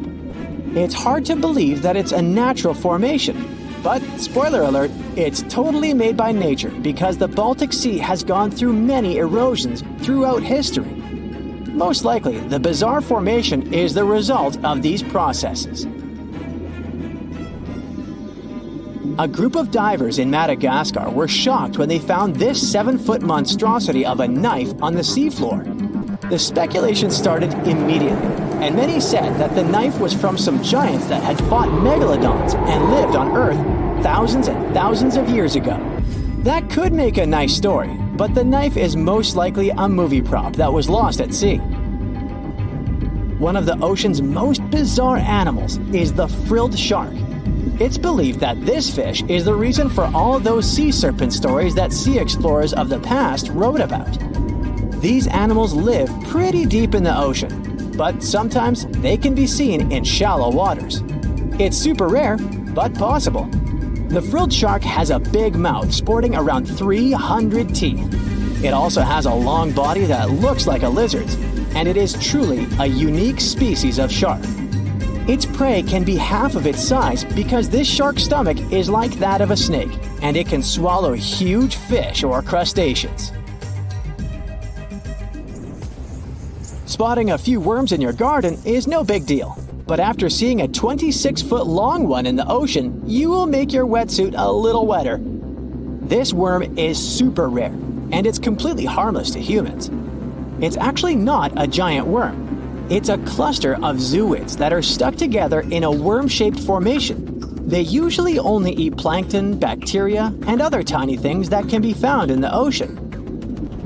Probably the scariest thing in the ocean that is 100% real is the Magna Pinna, which can be found at crazy depths of 20,000 feet below the surface. This monster looks like an underwater Slender Man, but it's just a squid with really long tentacles that can reach a terrifying size of 8 feet. This guy has only been seen a few times, and basically, we don't know much about this creature so far. You know how they say it's better to just hand over your wallet if you run into a mugger? Instead of surrendering their wallets, sea cucumbers choose to spit out some of their insides to fend off predators like crabs and fish. It's a natural defense mechanism for them, and they quickly grow those organs back in just a few days, thanks to special cells inside their bodies. It's not the only weird thing sea cucumbers do. They can actually breathe through their rear end. They have this thing called a respiratory tree that connects to their backside and sits right next to their intestines. So when they suck in water from their behind, it goes into that respiratory tree, letting them absorb oxygen directly into their fluids. Plus, sea cucumbers are the janitors of the ocean. They munch on whatever gets stuck in the sand on the ocean floor. Once they've eaten, they manage to clean out the sand, leaving it nice and tidy after they do their business. As for the clean sand, the stunning white sand beaches in Hawaii are actually a product of parrotfish number 2. These fish munch on algae from rocks and dead corals, and while they're chomping away, they also grind up the leftover bits of coral in their bellies. When they're done, they move their bowels, and voila! It all comes out as beautiful sand. Not only do they play a vital role in keeping the coral reef ecosystem healthy, but they can churn out hundreds of pounds of this white sand every year. Marine animals are seriously impressive when it comes to holding their breath. Just look at sperm whales and elephant seals. They can stay underwater for a mind-blowing 2 hours. Then there's the Cuvier's beaked whale, which holds the crazy record at almost 4 hours underwater. When you compare that to the human record of 24 minutes and 37 seconds held by pro diver Budimir Shobat, it seems pretty insignificant. But what's the marine animal's secret that helps them excel humans this much? Unlike us, these sea creatures have a ton of hemoglobin and myoglobin in their blood and muscles, allowing them to store way more oxygen. When their oxygen runs low, myoglobin steps up and releases even more. Plus, they can tolerate higher levels of CO2, so they don't feel the need to breathe as quickly. There's even a study that found their myoglobin molecules have a unique charge that keeps them from sticking together, which boosts oxygen storage. And on top of all that, they can slow down their heart rate and restrict blood flow to hang out underwater even longer. Rumor has it that about 540 million years ago, a meteor loaded with frozen octopus eggs smashed into Earth. Sounds like a delirium, but some scientists are entertaining a very questionable idea that octopuses and their cephalopod buddies, like squids and cuttlefish, might actually have some extraterrestrial origins.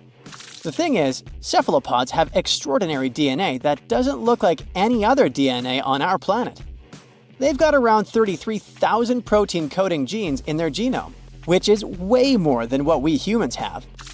A recent study suggests that their evolutionary story shows some odd traits that might hint at a connection to space, like they could be from some super far-off past, or even the future. The researchers went as far as to claim that modern octopuses could be the descendants of these frozen creatures that hitched a ride on comets and splashed down in our oceans. And why octopuses? Well, they really stand out in the animal kingdom. They can use different tools to build their own houses, and they can even solve everyday problems independently of their brain, as 2/3 of an octopus's neurons are in its arms. These traits seem to have just appeared out of nowhere during evolution. They even tossed around another quirky theory. What if an extraterrestrial virus crashed into early squid populations and gave them a crazy boost in evolution, turning them into the octopuses we know today? Anyways, these are just fun speculations without any hard proof. Now, this funky object is an animal, not a rock. It's called sand dollar. Just look at the shape of its shell. Once sand dollars are exposed to the sun, their shells lose their soft, spiny covering and become bleached white. Back in the day, beachcombers thought these shells looked a lot like big silver coins, kind of like the old Spanish dollar that was about the same size. But if you prefer, you can call them sand cakes instead. These quirky creatures have tiny spines on their surface, and they glide along the ocean floor. They use small tube feet that line the grooves on their underside to grab bits of food like plankton and algae, which they then send to their mouths. Inside, they have 5 triangular teeth that help them munch on their meals. In some Georgia folklore, sand dollars are said to represent coins lost by mermaids. Sand dollars have a unique talent for cloning themselves. They can do this for a bunch of reasons, like when a predator comes around. Some species of sand dollar larvae can actually split in half as a defense mechanism. It takes about 24 hours for them to clone themselves, and the new larvae end up being about 2/3 smaller than the original, which helps them hide from danger. Wait, is that a giant sea hot dog racing through the ocean? Sorta. Some scientists have joked that sperm whales seriously resemble enormous hot dogs. These massive creatures can take quick naps, standing up for about 10 to 15 minutes. They only sleep about 7% of the time, mostly between 6 p.m. and midnight. Sperm whales also have a cool ability to retract and extend their eyes, thanks to a thick retractor muscle around them, but they can't actually roll their eyes in their sockets. Plus, they have the most asymmetrical skull of any mammal out there. Oh, and let's not forget, they have the largest brain of any living creature, weighing in at over 9 pounds. Unlike us humans, if dolphins went into full-on snooze, they'd stop breathing and could drown. So they figured out a genius solution. They let only one side of their brain sleep at a time. This means one half stays awake to keep them breathing and watching out for any potential threats. When they snooze, they only close one eye. If their right brain is resting, their left eye is shut, and vice versa. This unique sleep style is called unihemispheric sleep, and it lets them recharge without ever fully losing awareness.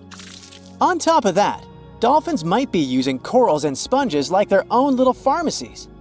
Scientists have seen them rubbing their bodies against specific types of coral and sponges, suggesting they might be treating skin issues. They've even spotted dolphins lining up to take turns at these spots, using corals like Gorgonian coral Rumphella aggregata, leather coral, and some sponges. What's really fascinating is that researchers have analyzed these corals and found they contain compounds that could help with dolphin skin conditions, which can sometimes lead to infections and lesions. Now, the big question is figuring out exactly how each type of coral helps dolphins, and if it really boosts their health overall. Sea urchins aren't exactly the Usain Bolts of the ocean. They move slowly by crawling with their tube feet and occasionally give themselves a little push with their spines. These little guys have just 5 teeth, which they use like a beak to scrape algae off rocks, which I'm pretty sure is the ocean's version of an all-you-can-eat buffet. But since all that scraping wears their teeth down, they're in a never-ending dental replacement program. Scallops are the underwater equivalent of the world's most confused security cameras, sporting up to 200 tiny eyes on their shells. These eyes are high-tech. They can even adjust their pupils to light.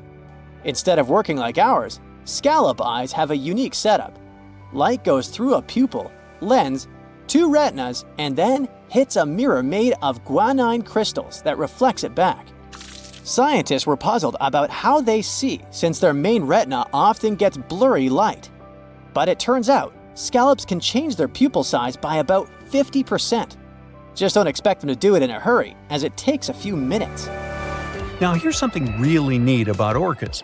They're expert hunters, and they do it in groups called pods.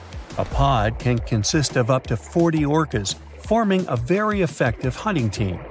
Interestingly, there are distinct types of pods: resident and transient. Resident pods are more into fish, while transient pods have a taste for marine mammals. But no matter what type of pod they belong to, all orcas have one thing in common: they are master collaborators. They work together using smart hunting techniques that are often compared to the teamwork of wolf packs. Almost 95% of jellyfish's body is made of water. For comparison, the human body is 60% water. It's probably not a surprise since jellyfish don't have a heart, blood, eyes, or brain. The other 5% of their body weight is proteins, muscles, and nerve cells. Jellyfish have been around for more than 500 million years. This makes them older than dinosaurs. These creatures haven't changed much, and today's jellyfish are pretty much like their ancestors. Electric eels have small eyes that are not so effective in environments with no light, so they mostly rely on their electric organs. Those consist of 6,000 cells. Eels use them to stow power, similar to batteries. These creatures use electricity like bats use their radars or dolphins their sonar. An eel can also produce enough electricity to power a panel of light bulbs. There's a small tropical archer fish that can learn to recognize human faces. This fish has an interesting ability to spit small jets of water from its mouth. Researchers showed the fish the image of 2 different faces placed side by side. One was unknown and the other was familiar. The fish was supposed to spit water at the familiar one. The creature took the right guess more than 80% of the time. There's such a thing as a sea unicorn. That's an animal called the narwhal. Its horn is actually a tooth that can grow up to 10 feet long. Manatees, also known as sea cows, are distant relatives of elephants. Their weight can go up to 1,000 pounds. These creatures are vegetarian and need to eat around 10% of their total weight on a daily basis. That's lots of sea salad. In some cases, manatees share space with alligators, but they get along pretty well. You can even find a photo from Florida where an alligator rides a manatee's back. Frogfish have special fins that help these creatures walk along the sand. They're very useful in shallow waters. A ghost pipefish is hard to see, but once you spot it, you're bound to get really surprised. Its head makes up over 40% of its body. Crabs don't feel like wasting time on such formalities as putting foods in their mouth. That's why they taste it with their feet, which is where their taste buds are. Marine iguanas are the only lizards on our planet that like spending time in the ocean, even though they mainly live on land. They're herbivores that feed in shallow waters and swim like snakes. Iguanas use their long claws to hold on to the bottom when they need to graze. Green turtles can cross over 1,400 miles when migrating. They try to find the perfect spot to lay their eggs. Penguins sort of fly when they're underwater, reaching a speed of 25 miles per hour. More than 5 million years ago, I've heard, I wasn't around then, deep-sea worms and humans had a common ancestor. So we still share 70% of our genes with these creatures, and with sea stars, squid, and octopuses. Now, octopuses are in fact incredibly old. The oldest known fossil belongs to an animal that lived almost 300 million years ago. FYI, this is before our dinosaur buddies roamed the Earth. Wait, there's more! Octopus arms have a mind of their own. That's because 2/3 of their neurons lie in their arms, not in their heads. This means that their arms can problem-solve how to open a shellfish, while their owner is worried about other stuff entirely. Talk about ninja-level multitasking. Oh, and like other animals, such as chimpanzees and dolphins, octopuses have proven to be good at maneuvering tools, like picking up old shells and using them as a temporary home. Now, of course, the most intelligent animals on our planet are humans, according to humans. But we don't seem to give pigs enough credit. Pigs are so smart they can play video games. No, not Minecraft. But in a recent academic study, scientists had 4 pigs play a joystick game. They had to manipulate the stick so that the moving ball would hit the wall and then they would get a treat. All 4 pigs did great in the test, which was surprising even to the scientists. Now, pigeons also aced an impressive test. They were trained to differentiate a Picasso painting from a Monet one, which they had no trouble learning. Then they were able to apply this knowledge, identifying works of art they had not previously seen, meaning they really understood the difference between each painter. Poor things are always seen as a nuisance. Now, if we placed kangaroos in an Animal's Most Amazing Ability contest, they'd win. It's mainly because they break the 4-legged rule. A special species of kangaroo, the red kangaroo, uses its tail to help propel it forward. Now, visually, it has 4 limbs, but in practice, it uses 5. They're biologically built to use their tail as a 5th limb, since it's packed with articulated vertebrae and thick muscles. Of course, it had to be an Australian animal. Deep within the Sahara Desert, you'll find a little creature known as the fennec fox. This huge-eared animal adapted perfectly to survive in its hostile environment. The huge ears help them to dissipate the unbearable heat of the desert, as well as help them to hunt for underground prey. Now meet this guy. Unlike what its name might suggest, the red panda is closer to a raccoon than it is to a giant panda. You'll find a lot of these cat-sized creatures in the Himalayan region, hopping from tree to tree and bundled together trying to keep warm in the harsh weather. They're gentle and friendly like their big panda cousins, and occasionally enjoy eating some bamboo sticks. And then there are bees. Compared to humans, bees' brains are the size of pinheads, yet they are capable of astounding things. Let's say a bee is running low on energy after a long search flight. This bee desperately needs a drop of honey in order to continue flying, but smartly enough, she doesn't need to go back to the hive to recharge. She can ask a fellow beehive mate for a drop of honey directly from this other bee's stomach and continue flying. This type of decentralized system allows them to build highly effective societies, one that bees don't need to push the queues in front of the honey cells, for example. Every year in the winter, great white sharks that live along the California coastline disappear. It feels as if they take a vacation for 30 to 40 days. The animals go to a point halfway between Hawaii and Mexico.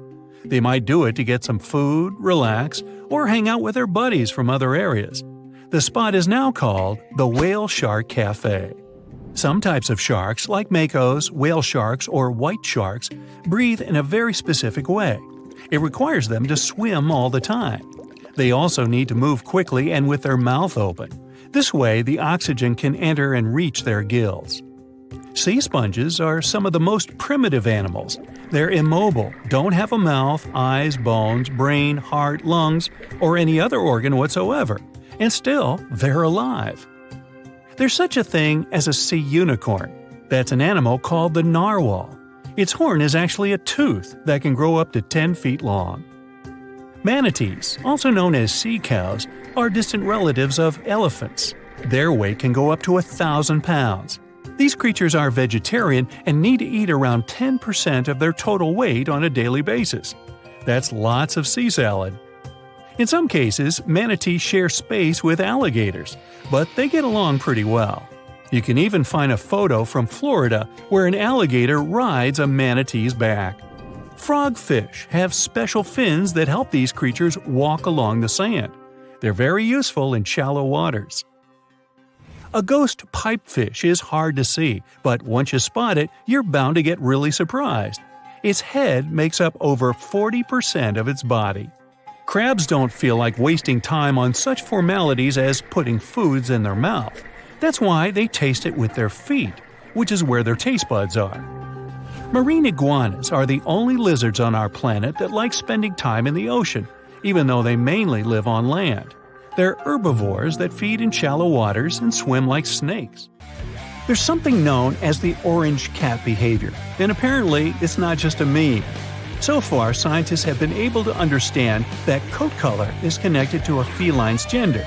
And since orange is an X chromosome, orange cats are usually males, like Garfield.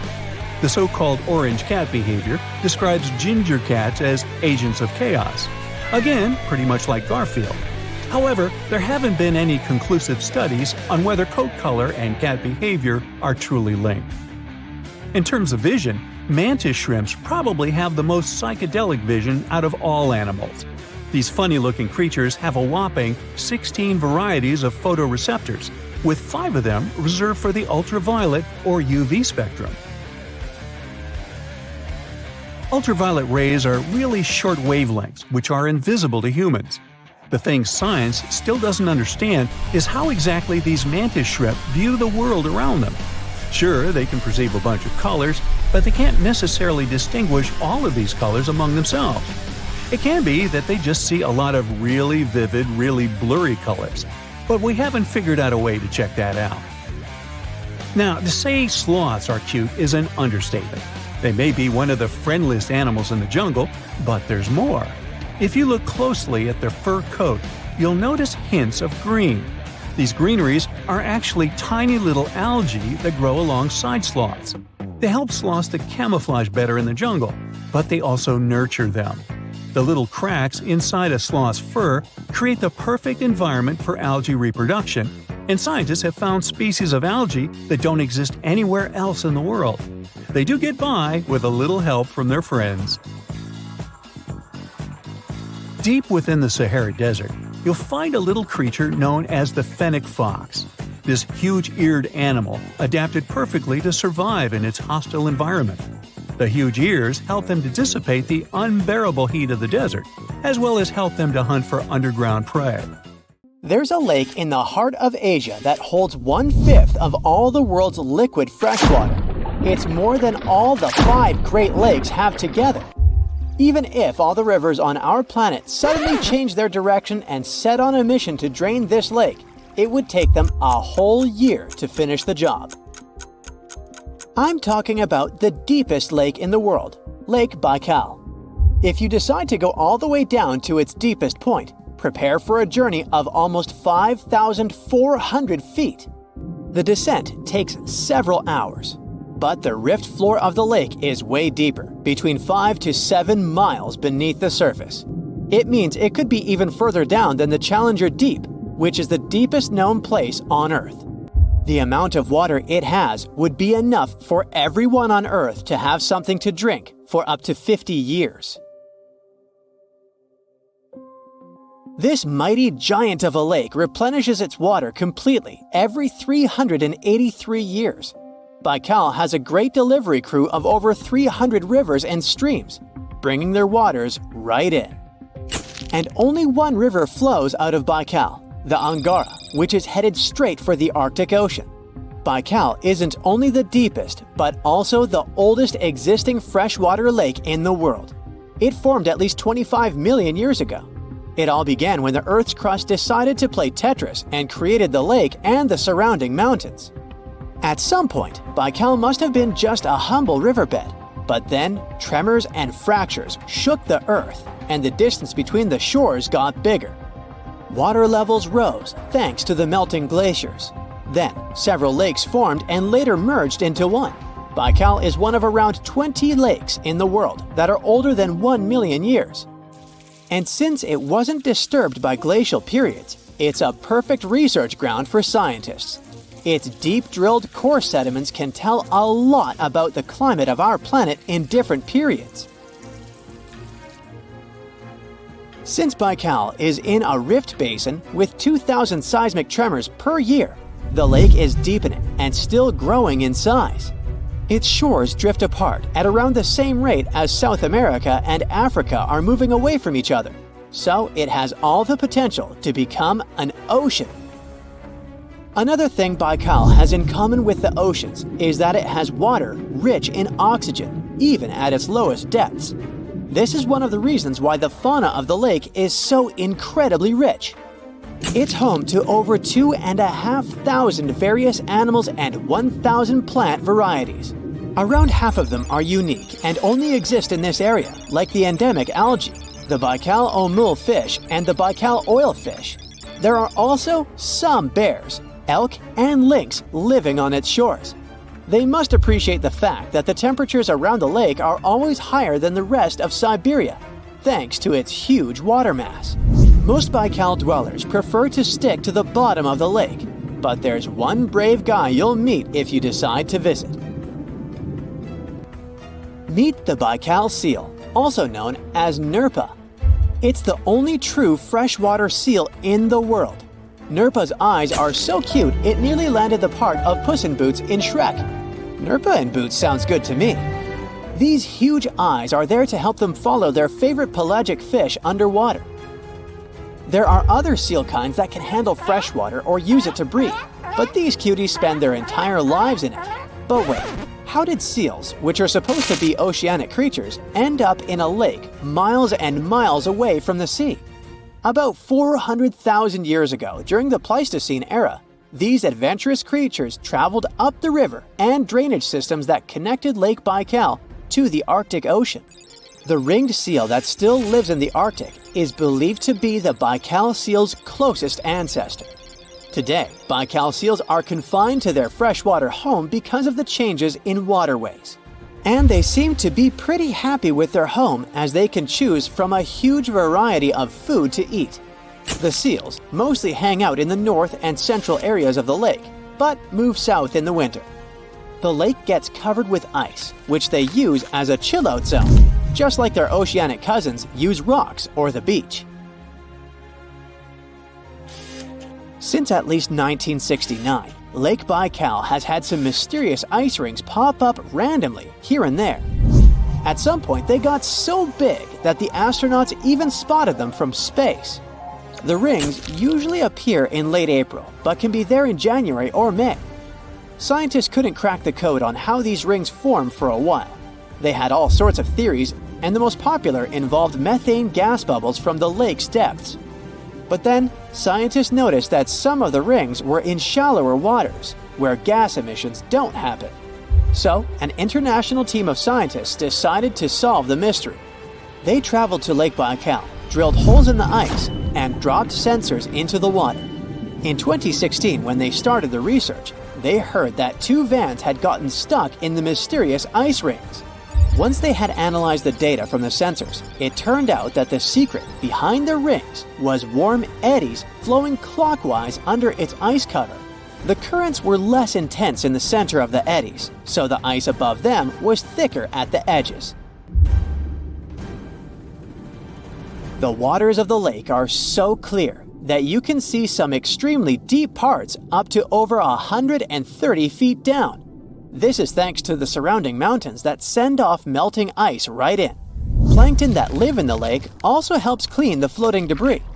When this crystal clear water freezes, it forms an unusually thick and see-through layer of ice. The wind likes to play sculptor on Baikal and creates one-of-a-kind pieces of art here. It picks up water which, of course, freezes into the most unusual designs. Frozen bubbles and icicles you've never seen before. The location and geography of the lakes and the cycles of melting and refreezing create the perfect conditions for this ice workshop. And you can even see rocks that seem to be floating. The bottom of the rock freezes to the surface of the ice. Then, the strong winds wear away the surroundings, leaving a perfect pedestal for the rock. If you think the floating rocks look eerie, how about Baikal's version of the Loch Ness Monster? The local Buryat people have a legend about the water dragon master that lives in the lake. A dragon is believed to be the most powerful creature living on Earth in Asian mythology.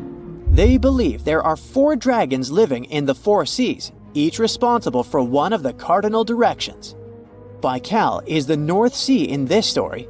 The image of this dragon is supposedly etched in ancient petroglyphs on the cliffs of Baikal. There's also a hefty stone slab that looks like a monument dated back to somewhere between the 3rd and the 9th century BCE, depicting a mysterious water monster. Imagine the stories this stone could tell, echoing the whispers of a bygone era and leaving us to unravel the enigma of the Baikal cliffs. The legend says that a local warrior was chasing the dragon. He finally reached the largest Baikal island of Alkan.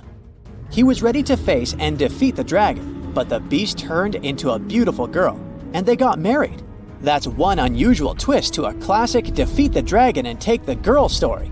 So, local legends describe that dragon as a giant sturgeon with an almost gator-like snout and armored body. In reality, the mythical monster must be one of the many huge fish living in the lake. They can afford to grow to several feet in length thanks to the high levels of oxygen in the water. Beluga sturgeon can weigh several thousands of pounds, lives up to 50 or 60 years, and never stops growing. There are plenty of fish in the sea. Some of them look totally like Nemo or Dory. Then there's the butterfly fish and fancy guppy, which is indeed really fancy. And then there's... What on earth is that? I would definitely not pay for a diving experience to see this guy. The anglerfish has the unofficial title of the ugliest animal in the world, but I wouldn't dare to break that news to it. There are more than 200 species of anglerfish currently swimming somewhere in the gloomy depths of the Atlantic and Antarctic Oceans, up to a mile below the surface. Some of them prefer different living conditions, the shallow tropical environments. Different kinds of anglerfish vary in shape and size, from the famous black sea devil to frogfish, monkfish, footballfish, goosefish, batfish, and sea toad. The larger ones can be half as long as a full-sized bed, but most are less than a foot long. Since the choice of meals where these guys live isn't that huge, they had to come up with a unique hunting strategy. They don't waste their priceless life energy on following prospective prey. Instead, they use a piece of dorsal spine that sticks above their mouths like a fishing pole, hence the name of the fish. There's a sac of bioluminescent bacteria that glows brightly in the dark at the end of that rod. The light lures prey, and all the anglerfish has to do is wait, and then enjoy its lunch delivered right to its mouth. Their bodies are pliable and huge, so they can easily swallow prey twice their size. Deep-sea anglerfish eat whatever they can find. Species that live in more shallow water aren't picky either, and can eat anything from shrimp to snails and small fish. Only female anglerfish have the cool fishing rod feature though. So what about their males? Finding a soulmate deep under the sea isn't that easy. I mean, literally, there's no light down there. Plus, there are frigid temperatures and low oxygen levels. Anglerfish can't afford to go on many dates in those conditions, so they mate for life. And before you go aw about it, I have to tell you, they do it in quite a special way. Male anglerfish are much smaller than their ladies. The contrast is so striking that when researchers first got interested in their love life, they thought those males were actually the offspring, or larvae, hanging out next to their moms. Certain anglerfish male species have receptors that alert them that there's a female nearby.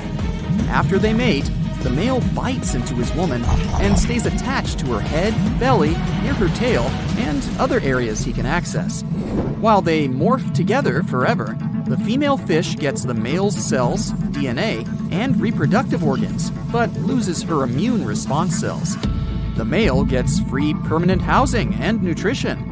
Given the current real estate prices, it sounds like a dream. But that accommodation is shared by up to 8 males, and they can't move out if they ever feel like it.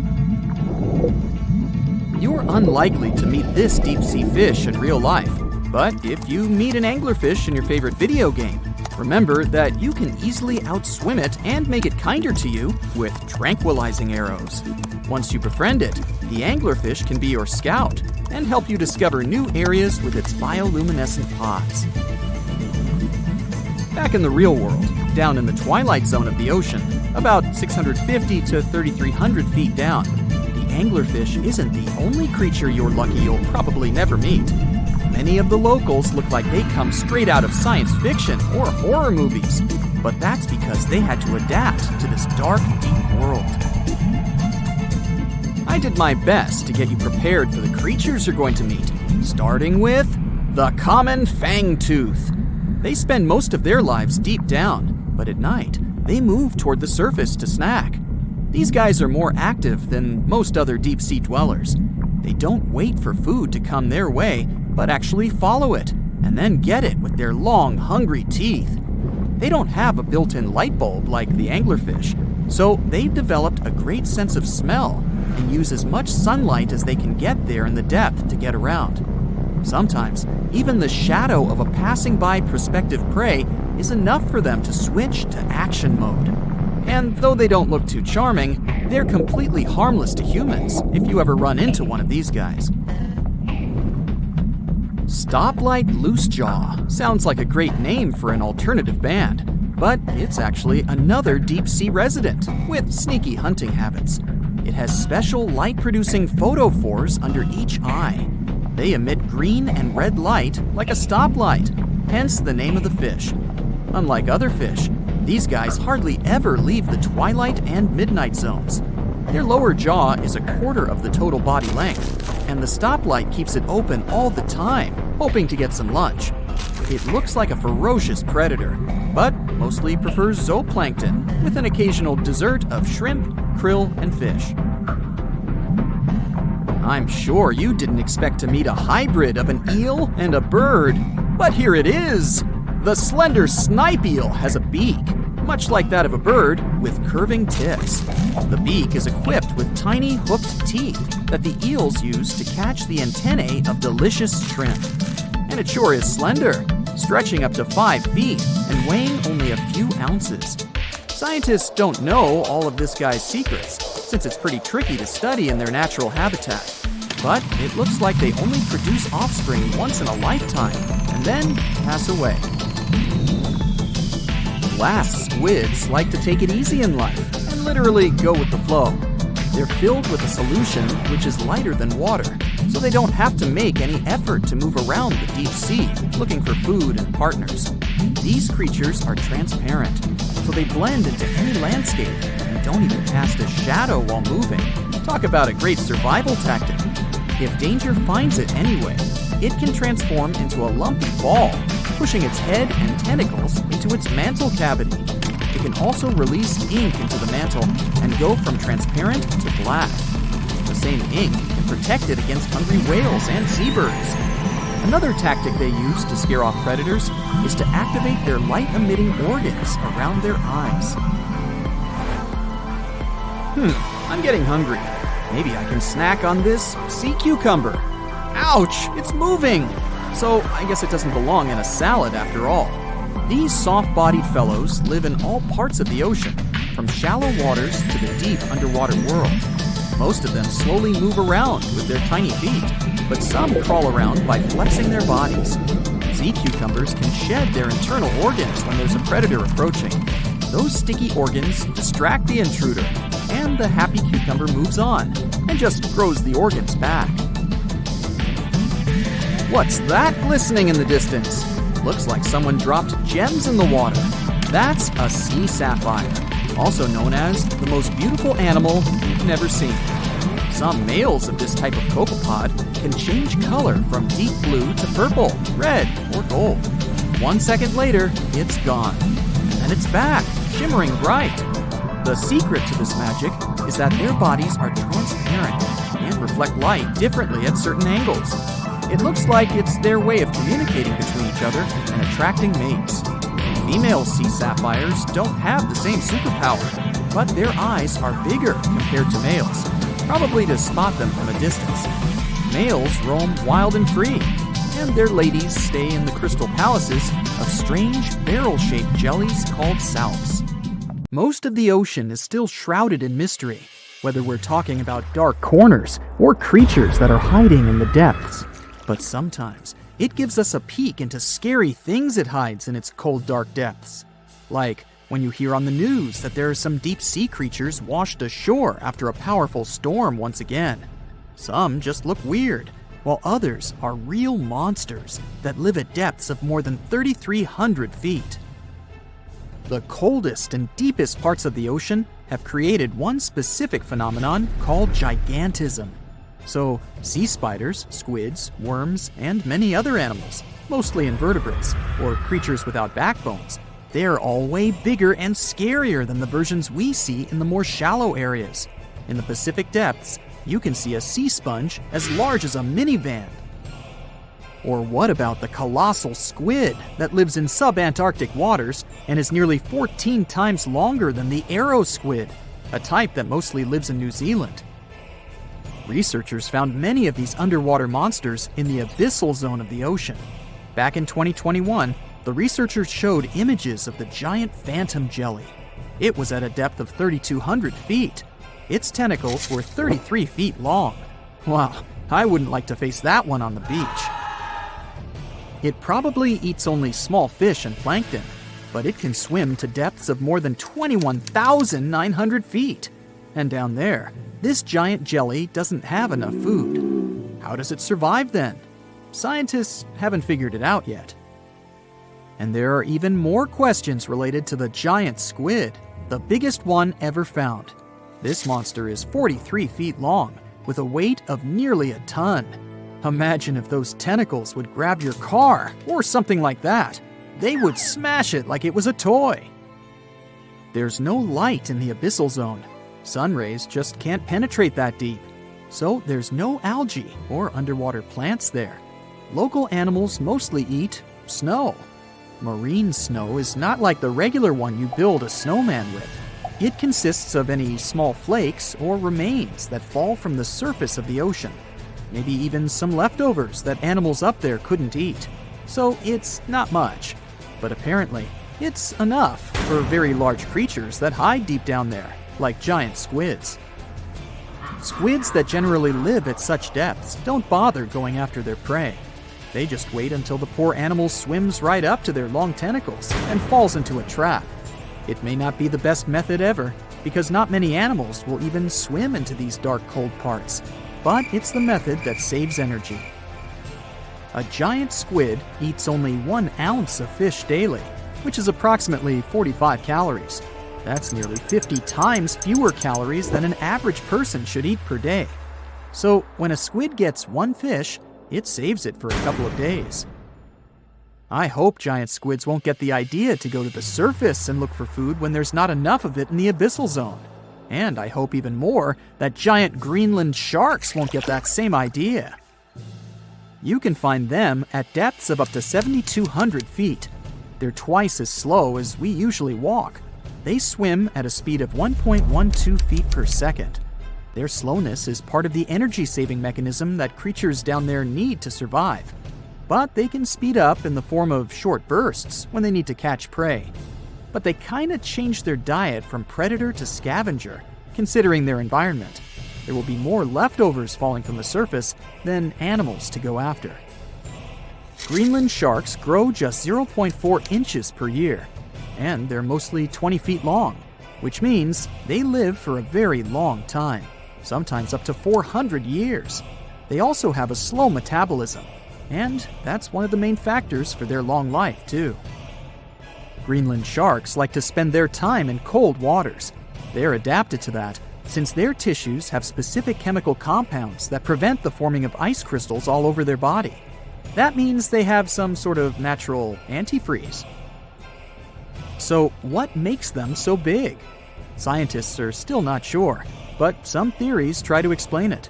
There's this thing called Kleiber's rule that says bigger animals tend to be more efficient.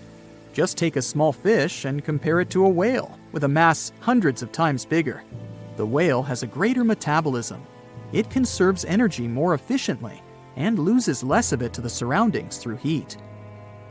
Moving on, bigger animals can ingest bigger prey. They're more likely to go through tough issues in their environment or defend themselves from predators going after them. Also, the body gets bigger when temperatures are lower. The Greenland shark is a perfect example. So are giant sea spiders. Sea spiders are generally common, and you find some very small ones at 0.04 inches. But in deeper parts of the Antarctic, they become 3-foot-long giants. They grow so big because the cold water has more oxygen. That way, more of it diffuses into the animal's body, and that allows it to grow bigger. Yeah, both as a creature and a nightmare. And how about this giant tube worm? Researchers found it accidentally while they were exploring the mysteries of the Pacific Ocean floor. They stumbled upon unusual hydrothermal vents. Volcanic heat is a thing that gets them going. As water seeps down through faults or cracks in the rock, these vents change their direction. When the water gets out of the vent, it's rich in different minerals and chemicals. Most animals wouldn't survive being around this toxic soup of chemicals, but not these tube worms. They came as a true surprise, because not only are they not bothered by these toxic vents and the almost boiling temperature of the water, but they developed entire ecosystems there. They're unique because they don't need sunlight to survive. Instead, small bacteria are their main source of energy. That bacteria gets their energy directly from these toxic chemicals. So it's not photosynthesis, but a process called chemosynthesis. And these tube worms don't have mouths. These bacteria live inside them. Strange story, huh? Plus, these scary worms reach up to 8 feet. Giant isopods are no better either. They lurk at the depths of the ocean of 1,640 feet or more below, far away from the sunlight, looking like some monstrous wood lice. They spend most of their time on the seabed, hoping to find some food falling from higher levels of the ocean. Check out their small hooked claws at the ends of their legs. Isopods use them to remain more stable while moving around the ocean floor. Since there's no light, they have long antennae that help them feel their way around. These sensory antennas are about half the length of their body. Giant isopods have pretty big eyes compared to their body size, too. They can grow over 12 inches from head to tail. And these fellas are really patient. Remember how we said animals down there rarely get food? Sometimes they need to wait for years to get a proper meal. That's why their metabolism is amazingly slow. 5 years later. They can go for 5 years without eating anything. Imagine that. I get hungry just talking about this. In 2006, a biologist did research to compare the differences between the shallows and the deep sea regions. He realized the deep sea mirrors the island rule. First, isolated parts of land develop biodiversity you won't find anywhere else. Second, small-bodied life there grows much bigger when it's isolated, compared to life on large land masses. Resources are limited, but also competition and predators. And we don't know much about these deep-sea creatures. It's too expensive and too complicated to carry out such research, so we'll just wait for more raging storms to show us at least part of the monstrous world cold ocean depths hide.